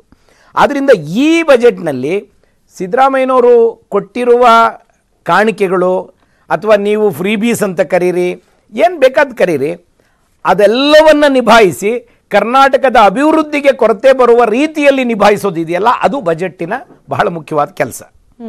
ಬಜೆಟ್ ಅನ್ನೋದೇ ರಾಜ್ಯದ ಅಭಿವೃದ್ಧಿಯನ್ನು ಮತ್ತು ಕಲ್ಯಾಣ ಕಾರ್ಯಕ್ರಮಗಳನ್ನು ಸಮನಾಗಿ ನೋಡುವ ಕೆಲಸವನ್ನು ಮಾಡಬೇಕು. ಹಾಗೆ ನೋಡದೇ ಇದ್ದರೆ ಅದನ್ನು ಯಾರದೋ ಪರವಾದ ಬಜೆಟ್ಟು ಅಥವಾ ಯಾರದೋ ವಿರುದ್ಧವಾದ ಬಜೆಟ್ಟು ಅಂತ ಕರೀತಾರೆ. ಆದರೆ ಯಾವಾಗಲೂ ಕಾಂಗ್ರೆಸ್ ಬಂದಾಗ ಎಲ್ಲ ಕಾಲದಲ್ಲಿ, ಸಿದ್ದರಾಮಯ್ಯನವರು ಹಣಕಾಸಿನ ಮಂತ್ರಿ ಆಗಿದ್ದಾಗ ಆಗದೇ ಇದ್ದಾಗ ಎಲ್ಲ ಕಾಲದಲ್ಲಿ ಒಂದು ಕಾಂಗ್ರೆಸ್ಸಿನ ತತ್ವದ ಪ್ರಕಾರವೇ ಇರೋದೇನು ಅಂದರೆ, ಕಲ್ಯಾಣ ಕಾರ್ಯಕ್ರಮಗಳ ಜೊತೆಗೆ ರಾಜ್ಯದ ಅಭಿವೃದ್ಧಿಯ ಕೊರತೆಯೂ ಆಗಬಾರ್ದು. ಹಾಗೆ ನೋಡಿದ್ರೆ ಕರ್ನಾಟಕದ ಅಭಿವೃದ್ಧಿ ಬಹಳ ಚೆನ್ನಾಗಿರೋದು ಕಾಂಗ್ರೆಸ್ಸಿನ ಆಡಳಿತದ ಕಾಲದಲ್ಲಿ. ಅದು ಸಮ್ಮಿಶ್ರ ಸರ್ಕಾರ ಇರ್ಬೋದು, ಕಾಂಗ್ರೆಸ್ಸಿನ ಇಂಡಿಪೆಂಡೆಂಟ್ ಆಡಳಿತ ಇರ್ಬೋದು. ಅಂಥ ಕಾಲದಲ್ಲಿ ಅತಿ ಹೆಚ್ಚು ಕೊಡುಗೆಗಳನ್ನು ಜನರಿಗೆ ನೀವು ಫ್ರೀಬೀಸ್ ಅಂತ ಇವತ್ತು ಕರೆಯೋಕ್ಕೆ ಶುರು ಮಾಡಿದ್ದಾರೆ. ರೇವಡೀಸ್ ಅಂತ ಕರೀತಾರೆ ನಮ್ಮ ಪ್ರಧಾನಮಂತ್ರಿಗಳು. ಅದನ್ನಿಟ್ಕೊಂಡು ಮಾತಾಡೋದಾದರೆ ಕಾಂಗ್ರೆಸ್ಸು ಅಂಥದ್ದನ್ನು ಆದ್ಯತೆಯ ಮೇಲೆ ಕೊಡೋದಕ್ಕೆ ಪ್ರಯತ್ನ ಮಾಡಿದೆ. ಕಾರಣ ಇಷ್ಟೇ, ಒಂದು ಆದರ್ಶ ರಾಜ್ಯ ಅಥವಾ ಸಮಾಜವಾದಿ ರಾಜ್ಯ ಅನ್ನೋದು ಯಾವಾಗಲೂ ಯಾರು ಅಸಹಾಯಕರಿರ್ತಾರೆ ಅವರಿಗೆ ಸಹಾಯ ಮಾಡೋದು ಬಜೆಟ್ಟಿನ ಆದ್ಯ ಕರ್ತವ್ಯ, ಅದು ಮತ್ತು ಆದ್ಯತೆಯ ಕರ್ತವ್ಯ. ನೀವು ಬರಕ್ ಮುಂಚೆ ಆದ ಚರ್ಚೆಗೆ ಇಲ್ಲಿ ಒಂದು ಕ್ವೆಶ್ಚನ್ ನಾನು ಕೇಳಲೇಬೇಕಾಗುತ್ತೆ. ಯಾರು ಅಸಮರ್ಥರಿದ್ದಾರೆ ಅವರಿಗೆ ಬಲವರ್ಧನೆ ಆಗ್ಬೇಕು ನಿಜ, ಹಂಗಂತ ಯಾರು ಸಮರ್ಥರಿದ್ದಾರೆ ಅವ್ರ ಮೇಲೆ ಹೊರೆ ಹೊರಿಸೋದು ಎಷ್ಟು ಸರಿ ಅಂತ ಹೇಳಿ. ಈಗ ತೆರಿಗೆ ಹೆಚ್ಚು ಸಂಗ್ರಹ ಆಗ್ಬೇಕು ಅಂತ ಇಲಾಖೆಗಳ ಮೇಲೆ ಪ್ರೆಷರ್, ಇಲಾಖೆ ಮೇಲೆ ಪ್ರೆಷರ್ ಬಿದ್ರೆ ಹೆಚ್ಚಿಗೆ ತೆರೆಯನ್ನ ಜನಸಾಮಾನ್ಯರು ಕಟ್ಟಬೇಕು. Sorry for the interruption. ಈಗ ತುಂಬಾ ಚೆನ್ನಾಗಿ ಓಡ್ತಾನೆ ಅಂತ ಹೇಳಿ ಅವನ ಕಾಲು ಗುಂಡು ಕಟ್ಟೋದು ಎಷ್ಟು ಸರಿ? ಅದಕ್ಕೆ ನಂದೊಂದು ಸಮಜಾಯಿಸಿ ಇದೆ. ಕರ್ನಾಟಕ ರಾಜ್ಯದಲ್ಲಿ ಅತಿ ಹೆಚ್ಚು ತೆರಿಗೆ ಕೊಡುವ ರಾಜ್ಯ ಅಂತ, ಇನ್ನೂ ತೆರಿಗೆ ಸಂಗ್ರಹ ಮಾಡುವ ಸಾಮರ್ಥ್ಯ ಇದೆ ಅನ್ನೋದನ್ನು ನಮ್ಮ ಆರ್ಥಿಕ ತಜ್ಞರು ಹೇಳ್ತಿದ್ದಾರೆ. ಹಾಗಂತ ಯಾರಿಗೂ ಹೊರಲಾರದ ಹೊರೆ ಮಾಡಬೇಕಾಗಿಲ್ಲ. ನೀವು ಬರಬೇಕಾದದ್ದನ್ನು ಸಂಗ್ರಹ ಮಾಡಿದ್ರೆ ಕರ್ನಾಟಕ ಸಂತುಷ್ಟವಾಗಿ ಈ ಎಲ್ಲ ಕೆಲಸವನ್ನು ಮಾಡ್ಬೋದು. ಅಷ್ಟು ಸಾಮರ್ಥ್ಯ ಕರ್ನಾಟಕಕ್ಕಿದೆ. ಕಾರಣ ಕೈಗಾರಿಕೆ, ಈವನ್ ಕೃಷಿ ಕರ್ನಾಟಕದಲ್ಲಿ ಬಹಳ ಸಮೃದ್ಧವಾಗಿರುವ ಕಾಣಿಕೆ ಕೊಡ್ತಿರ್ತಕ್ಕಂಥ ಕ್ಷೇತ್ರ. ಇನ್ನು ಉಳಿದವೆಲ್ಲ 2%, 3%, 6% ಮುಗಿದೋಗ್ತವೆ. ಈ ತೆರಿಗೆ ಕೊಡೋದಕ್ಕೆ ಮುಖ್ಯವಾದ ಕಾರಣ ಏನು? ನಾವು GST ಇಷ್ಟೊಂದು ಹಾಕಿದ್ದಾರೆ ಕರ್ನಾಟಕ ಜನರಿಗೆ ಹೊರೆ ಅಂತ ಮಾತಾಡ್ತಿದ್ವಿ. ನಿಮಗೆ ಆಶ್ಚರ್ಯ ಆಗ್ತದೆ, ಪ್ರತಿ ವರ್ಷ 20% ಏನು ಹೆಚ್ಚಿಗೆ ಆಗ್ತಿದೆ, ಎಲ್ಲೂ ಕಡಿಮೆ ಆಗ್ತಾ ಇಲ್ಲ. ಇನ್ನು ನೀವು ಬಹಳ ಕಷ್ಟಪಟ್ಟು ತುಂಬ ಪ್ರೆಷರ್ ಹಾಕಿ ಕಲೆಕ್ಟ್ ಮಾಡೋಕ್ಕೆ ಶುರು ಮಾಡಿದ್ರೆ ಇನ್ನೂ 20% ಕಲೆಕ್ಟ್ ಮಾಡ್ಬೋದು. ಆ ಕೆಲಸ ಮಾಡಿಲ್ಲ ಸರ್ಕಾರ, ಯಾವುದೇ ಸರ್ಕಾರ ಆ ಕೆಲಸ ಮಾಡಿಲ್ಲ. ಆದ್ದರಿಂದ ಇವತ್ತು ಯಾರಿಗೋ ಸಹಾಯ ಮಾಡೋಕ್ಕಲ್ಲ ಇದನ್ನು ಮಾಡ್ತಿರೋದು. ನೀವು ಅದನ್ನು ಸಹಾಯ ಮಾಡೋಕ್ಕೆ ಅಂತ ಭಾವಿಸಿದ್ರೆ ಹಂಗೆ ಹೇಳ್ತೀವಿ ನಾವು. ಅದರ ಸತ್ಯ ಇರೋದು ಎಲ್ಲಿ ಅಂದರೆ, ಎಲ್ಲ ಅರ್ಥಶಾಸ್ತ್ರಜ್ಞರು, ಪ್ರಪಂಚದ ರೆಪ್ಯೂಟೆಡ್ ಅರ್ಥಶಾಸ್ತ್ರಜ್ಞರು ಹೇಳಿರೋದು, ಜನರ ಕೈಗೆ ಹಣ ಹೋಗೋ ಥರ ಮಾಡಿ ನಿಮ್ಮ ಆರ್ಥಿಕತೆ ತಾನಾಗಿ ಬೆಳೆಯುತ್ತೆ ಅಂತ. ಹೇಗೆ ನೀವು ಬಡವರಿಗೆ 2,000 ಕೊಟ್ರೆ ಅದನ್ನೆಲ್ಲ ಕೂಡಾಕಿ ಅವ್ನು ಬ್ಲಾಕ್ ಮನಿ ಮಾಡಲ್ಲ. ಶ್ರೀಮಂತನ ಮನೆಗೆ 10,000 ಕೋಟಿ ಇರೋನು ಇನ್ನು 10,000 ಕೋಟಿ ಹೋದ್ರೆ ಅವ್ನು ಬ್ಲಾಕ್ ಮನಿ ಮಾಡ್ತಾನೆ. ಅದನ್ನ ಈ ವಿಲ್ ನಾಟ್ ಸ್ಪೆಂಡ್ ಇಟ್, ಈ ವಿಲ್ ಕೀಪ್ ಇಟ್. ಬಟ್ ಇವರು ಈ 2,000 ಕೊಟ್ರೆ ಒಂದು ಮನೆಗೆ 4,000 ಬಜೆಟ್ ಮಾಡ್ತಾರೆ ಅವರು. ಏನಕ್ಕೆ? ಅವನು 2 ರೂಪಾಯಿ ಬಟ್ಟೆ ಕೊಂಡ್ಕೊಳ್ತಿದ್ರೆ 4 ರೂಪಾಯಿ ಬಟ್ಟೆ ಕೊಂಡ್ಕೊಳ್ತಾನೆ. 2 ರೂಪಾಯಿದ ಅಕ್ಕಿ ತಿಂತಾ ಇದ್ರೆ ಅವ್ನು 4 ರೂಪಾಯಿ ಅಕ್ಕಿ ತಿನ್ನಕ್ಕೆ ಶುರು ಮಾಡ್ತಾನೆ. ಅವನ ಮಗುಗೆ ಸುಮಾರಾದ ಸ್ಕೂಲಿಗೆ ಸೇರಿಸ್ತಾ ಇದ್ರೆ ಒಳ್ಳೆ ಸ್ಕೂಲಿಗೆ ಸೇರ್ಸಕ್ ಶುರು ಮಾಡ್ತಾನೆ. ಇವೆಲ್ಲವೂ ಹೊರೆ ಅಂತ ಭಾವಿಸಬೇಕಾಗಿದೆ. ಸರ್ಕಾರಕ್ಕೆ ಅಲ್ಲ, ಜನರ ಜೀವನ ಮಟ್ಟವನ್ನ ಸುಧಾರಿಸುವ ಕ್ರಮ ಇದು. ಹಾಗೆ ಸುಧಾರಿಸುವ ಮೂಲಕ ನೀವು ಆದರ್ಶ ರಾಜ್ಯವನ್ನು ನೋಡಬಹುದೇ ಹೊರತು ಜನರಿಗೆ ದುಡ್ಡೇ ಕೊಡಲ್ಲ, ಜನರೆಲ್ಲ ಬಹಳ ಚೆನ್ನಾಗಿದ್ದಾರೆ ಅಂತ ಭಾವಿಸೋದಿದೆಯಲ್ಲ, ಅದು ಉತ್ತಮ ಆರ್ಥಿಕತೆಯ ಲಕ್ಷಣ ಅಲ್ಲ. ನನ್ನ ಹನುಮಂತಯ್ಯ ಸರ್, ಅರ್ಧ ಗಂಟೆ ಲೇಟ್ ಆಗಿ ಜಾಯ್ನ್ ಆಗಿದ್ದಕ್ಕೆ ನೀವು 3 ಜನರ ಸಹನೆ ನಾನು ಕೇಳ್ತೀನಿ. ಇನ್ನೊಂದು ಪ್ರಶ್ನೆ ಅವ್ರಿಗೆ ಕೇಳಿ ಮತ್ತೆ ವಾಪಸ್ ನಿಮ್ಮ ಹತ್ರ ಬರ್ತೀನಿ. ಹನುಮಂತಯ್ಯ ಸರ್, ಈಗ ಈ ಬಜೆಟ್ ಅನ್ನೋದೇ ಒಂದ್ ರೀತಿ ಕಬ್ಬಿಣದ ಕಡ್ಲೆ. ಈ ಮಧ್ಯಮ ವರ್ಗದವರಲ್ಲಿ ಸಾಮಾನ್ಯವಾಗಿ ಹುಟ್ಟೋ ಒಂದ್ ಪ್ರಶ್ನೆ ಕೇಳ್ತೀನಿ ನೋಡಿ. ಬಡವರಿಗೆ ಸಹಾಯ ಮಾಡೋದನ್ನ ಯಾರೂ ಬೇಡ ಅಂತ ಹೇಳೋಲ್ಲ, ಈವನ್ ನಿಮ್ಮ ಅಪೋನೆಂಟ್ ಪೊಲಿಟಿಕಲ್ ಪಾರ್ಟಿ ಅವರು ಕೂಡ ಬೇಡ ಅಂತ ಹೇಳಲ್ವೇನೋ. ಬಟ್ ಮಧ್ಯಮ ವರ್ಗದವನ್ನ ತಲೆಯಲ್ಲಿ ಓಡ್ತಿರುವ ಪ್ರಶ್ನೆ ಏನ್ ಗೊತ್ತಾ, ಈಗ ನೀವು ಕೊಡ್ತಾ ಇರುವ ಈ 5 ಗ್ಯಾರಂಟಿಗಳಲ್ಲಿ ಬಹುತೇಕ ನಮಗೆ ರೀಚ್ ಆಗಲ್ಲ. ನಾವು APLೂ ಅಲ್ಲ, BPLೂ ಅಲ್ಲ, ಅಂತ್ಯೋದಯನೂ ಅಲ್ಲ. ಸೊ ಈ ಗ್ಯಾರಂಟಿಗಳ ಪೈಕಿ ಬಹುತೇಕ ನಮಗೆ ರೀಚ್ ಆಗೋದಿಲ್ಲ. ಈ ಗ್ಯಾರಂಟಿಗಳ ಅನುಷ್ಠಾನಕ್ಕೆ ನಾವು ತೆರಿಗೆ ಮತ್ತಷ್ಟು ಹೆಚ್ಚಿಗೆ ಕಟ್ಟಬೇಕು ಅಂತಂದ್ರೆ ನಮ್ಗೇನ್ ಸಿಕ್ತಪ್ಪ ಇಲ್ಲಿ ಅನ್ನೋ ಪ್ರಶ್ನೆ, ಕಾಮನ್ ಪ್ರಶ್ನೆ ಬರೋದಿಲ್ವಾ? ಆ ವರ್ಗದವರನ್ನ ನೀವು ಹೇಗೆ ಸ್ಯಾಟಿಸ್ಫೈ ಮಾಡ್ತೀರಿ ಅಂತ ಹೇಳಿ. ಆಕ್ಚುಲಿ ಹೆಚ್ಚು ಬೆನಿಫಿಟ್ ಆಗೋದು ಆ ವರ್ಗಕ್ಕೆ. ಹೇಗೆ ಅಂತ ಹೇಳ್ತೀನಿ. ಬೆಲೆ ಏರಿಕೆ ಆದ ತಕ್ಷಣ ಸಂಬಳ ಜಾಸ್ತಿ ಆಗೋದು, TADA ಜಾಸ್ತಿ ಆಗೋದು, ಪೆನ್ಷನ್ ಜಾಸ್ತಿ ಆಗೋದು ಅವ್ರಿಗೆ, ಬಡವರಿಗಲ್ಲ. ಯಾರು 2000 ತಗೊಳ್ತಾರೆ, ಯಾರು 10 kg ಅಕ್ಕಿ ತಗೊಳ್ತಾರೆ, ಅವ್ರಿಗೇನು ಜಾಸ್ತಿ ಆಗಲ್ಲ. ಈಗ ರೈತ 365 ದಿವಸ ದುಡಿತಾನೆ, ಅವನಿಗೆ ಬೆಲೆ ಜಾಸ್ತಿ ಆಗಲ್ಲ, ಅವನಿಗೆ TADA ಇಲ್ಲ, ಪೆನ್ಷನ್ ಇಲ್ಲ, ನಾವೇನು ಕೊಡೋದಿಲ್ಲ. ಇದರ ಏನಾದರೂ ಬೆನಿಫಿಟ್ ಸಿಗೋದಿದ್ರೆ ಅವ್ರಿಗೆ ಕೊಡೋದು. ಈ ಬಜೆಟ್ಟಿನ ಮೋರ್ ದೆನ್ 50% ನಾವು ಯಾರಿಗೆ ಕೊಡ್ತಾ ಇದ್ದೀವಿ? 3,38,000 ಕೋಟಿ ಕಲೆಕ್ಷನ್ ಮಾಡೋದ್ರಲ್ಲಿ ಹೆಚ್ಚು ಹಣವನ್ನು ಯಾರಿಗೆ ಕೊಡ್ತಾ ಇದ್ದೀವಿ? ನಮ್ಮ ಮಧ್ಯಮ ವರ್ಗದವ್ರಿಗೆ ಕೊಡ್ತಾ ಇದ್ದೀವಿ. ಕಲೆಕ್ಟ್ ಮಾಡೋದು ಶ್ರೀಮಂತರಿಂದ, ಇಂಡಸ್ಟ್ರಿಯಲಿಸ್ಟ್ಗಳಿಂದ. ಕೊಡ್ತಿರೋದು ಯಾರಿಗೆ? ಮಧ್ಯಮ ವರ್ಗ ಮತ್ತು ಕೆಳ ಮಧ್ಯಮ ವರ್ಗದವ್ರಿಗೆ. ಸೊ ಮಧ್ಯಮ ವರ್ಗದವರಿಗೆ ಆಗುವ ಬೆನಿಫಿಟ್ ಇದೆಯಲ್ಲ, ಈಗ ತುಂಬ ಇನ್ಫ್ಲೇಷನ್ ಆದರೆ, ಬೆಲೆ ಏರಿಕೆ ಆದರೆ ಅದು ಅವ್ರಿಗೆ ಹೊಡೆತ ಬೀಳ್ತದೆ, ಅದನ್ನು ನಾನು ಒಪ್ತೀನಿ. ಆದರೆ ಅವ್ರಿಗೆ ಕಾಂಪೆನ್ಸೇಟ್ ಆಗ್ತಾ ಇರೋದು ಯಾಕೆ ಅಂದರೆ, ಹೆಚ್ಚು ಜನ ಹಣ ಖರ್ಚು ಮಾಡೋಕ್ಕೆ ಶುರು ಮಾಡಿದ್ರೆ ಅದರ ತೆರಿಗೆ, ಅವರು ಖರ್ಚು ಮಾಡುವ ಹಣದಲ್ಲಿ ಉತ್ಪಾದನೆಯಾಗುವ ಪರೋಕ್ಷ ತೆರಿಗೆಗಳೆಲ್ಲ ಸರ್ಕಾರಕ್ಕೆ ಹೋಗೋದು, ಅವ್ರಿಗೆ ಹೋಗ್ತದೆ. ಆದ್ದರಿಂದ ಅವರು ಹಾಗೆ ಭಾವಿಸಿದ್ರೆ ತಪ್ಪದು, ಆ ಭಾವನೆ ತಪ್ಪು ನನ್ನ ಪ್ರಕಾರ. ಆಮೇಲೆ ಬಡವರಿಗೆ ಕೊಡ್ತಿರೋ ಕಾರಣಕ್ಕೋಸ್ಕರ ನಮಗೆಲ್ಲ ತೆರಿಗೆ ಹಾಕ್ತಿದ್ದಾರೆ ಅನ್ನೋದು ಇನ್ನೂ ತಪ್ಪು. ಸರ್ಕಾರ ಆ ರೀತಿ ಕಲ್ಪನೆ ಬರುತ್ತೆ ಇಲ್ಲ, ನಮ್ಮೇಲೆ ಹೊರೆ ಅನ್ನೋ ಕಲ್ಪನೆ ಬಂದ್ರೆ ಕರ್ನಾಟಕದಲ್ಲಿ ಇದೇನು ಕೊಡದೇನೆ ಅಷ್ಟು ತೆರಿಗೆ ಹಾಕ್ತಿದ್ರಲ್ಲ. ಈಗ ಸಿದ್ದರಾಮಯ್ಯನವರು ಯಾವ ಜಾಸ್ತಿ ತೆರಿಗೆ ಮಾಡಿದ್ದಾರೆ? ಪಾಪ ನನಗೆ ಈಗಲೂ ಬಹಳ ದುಃಖ ಇರೋದು, ಈ ಕುಡಿತದ ಮೇಲೆ ತೆರಿಗೆ ಹಾಕೋದು ನನಗೆ ನಿಜವಾಗ್ಲೂ ಇಷ್ಟ ಇಲ್ಲ. ನಿಜವಾಗ್ಲೂ ಪಾಪ ಅಂತಿದ್ದೀನಿ. ಯಾಕೆ ಗೊತ್ತಾ? ಪ್ರತಿರೋಧನೆ ಮಾಡವಲ್ಲ ನಾವು. ಇಲ್ಲ, ನಾವೆಲ್ಲ ಮಾಡ್ಬೇಕು ಸರ್ ನ್ಯಾಯವಾಗಿ ಅದನ್ನ. ನಾನು ಈ ಸಬ್ಜೆಕ್ಟ್ ಅಲ್ಲಿ ವೀಕು ಸರ್. ಸಿದ್ದರಾಮಯ್ಯ ಸಾಹೇಬರಿಗೆ ಹೇಳಿದ್ದೀನಿ ಮಾತನ್ನ. ಅಲ್ಲ ಸರ್, ನೀವು ಯಡಿಯೂರಪ್ಪನವ್ರು ಬಂದಾಗೆಲ್ಲ ಪಾಪ ಈ ಕುಡಿಯೋರ ಮೇಲೆ ಇಷ್ಟು ತೆರಿಗೆ ಹಾಕ್ತಿರಲ್ಲ, ಯಾವ ನ್ಯಾಯ ಸರ್ ಇದು ಅಂತೇಳಿ. ಒಂದ್ಸಾರಿ SM ಕೃಷ್ಣ ಅವರಿದ್ದಾಗ ಈ ಮದ್ಯದ ಮೇಲೆ ತೆರಿಗೆ ಕಡಿಮೆ ಮಾಡಿದ್ರು. ನಮ್ಮ ನಾಡಗೌಡರು JDU ಪಾರ್ಟಿಯವರು ಹೇಳ್ತಾ ಇದ್ರು, ಅಸೆಂಬ್ಲಿ ಒಳಗಡೆ ಹೇಳಿದ್ರು, ನಾನು ವಿಧಾನ ಪರಿಷತ್ನಲ್ಲಿದ್ದೆ. ಏನ್ ಹೇಳ್ತಿದ್ರು ಗೊತ್ತಾ? ಏನ್ ಸರ್, ಸೋಡಾ ಬೆಲೆ ಜಾಸ್ತಿ ಆಗಿದೆ, ಎಣ್ಣೆ ಬೆಲೆ ಕಡಿಮೆ ಆಗಿದೆ ಅಂತ ಹೇಳ್ತಿದ್ರು, ಅವ್ರು ಕಡಿಮೆ ಮಾಡಿ. ಆ ಪರಿಸ್ಥಿತಿ ಇತ್ತು. ಅಂದ್ರೆ ಇದರ ಅರ್ಥ ಏನು? ಯಾವುದೋ ಒಂದು ಕ್ಷೇತ್ರದ ಮೇಲೆ ಬೇರೆ ಅನ್ಯ ಮಾರ್ಗವಿಲ್ಲ ಅಂತ ಹೇಳಿ ತೆರಿಗೆ ಹಾಕೋದಂದ್ರೆ ಅದರಿಂದ ಸುಲಭವಾಗಿ ಸಂಗ್ರಹ ಮಾಡಕ್ ಸಾಧ್ಯ ಇದೆ, ಅದನ್ನ ಮಾಡಬಾರ್ದು. ಆದ್ರೆ ಮಧ್ಯಮ ವರ್ಗದವರ ಭಾವನೆ ನನ್ನ ಪ್ರಕಾರ ಸಮಂಜಸವಾದದ್ದಲ್ಲ, ನಾವು ಡಿಫೆಂಡ್ ಮಾಡುವಂತದ್ದಲ್ಲ. ಅವ್ರಿಗೆ ಸುಮ್ಮನೆ ಲೆಕ್ಕ ಹಾಕಿ, ನೀವು ಸುಮ್ಮನೆ ಒಂದೇ ಒಂದು ಉದಾಹರಣೆ ಹೇಳ್ತೀನಿ. ನಮ್ಮ ಸರ್ಕಾರಿ ನೌಕರರಿಗಿರೋ ಸಂಬಳ ಎಷ್ಟು ಲೆಕ್ಕ ಹಾಕಿ ತಿಂಗಳಿಗೆ? 1 ಲಕ್ಷ, 1.5 ಲಕ್ಷ. ಈ ಕಾಲೇಜ್ ಮೇಸ್ಟರ್ಗಳಿಗೆ 2.5 ಲಕ್ಷ. ಅವ್ರ ಕೆಲಸ ನಮ್ಮ ಹಳ್ಳಿ ಗದ್ದೆಲ್ ಕೆಲಸ ಮಾಡೋ ರೈತನ ಕೆಲಸಕ್ಕೆ ಸುಮ್ಮನೆ ನೀವು ಕಂಪೇರ್ ಮಾಡಿ, ಅವನಿಗೆ ನಾವೇನ್ ಕೊಡ್ತಾ ಇದ್ದೀವಿ? ಈ ಸರ್ಕಾರಿ ವಿಧಾನಸೌಧದಲ್ಲಿ ಕೆಲಸ ಮಾಡೋರಿಗೆ ಎಷ್ಟು ಕೊಡ್ತಿದ್ದೀವಿ ಸಂಬಳ? ಅದನ್ನು ಸೇರಿಸಿ ಹೇಳ್ತಿದ್ದೀನಿ ನಾನು.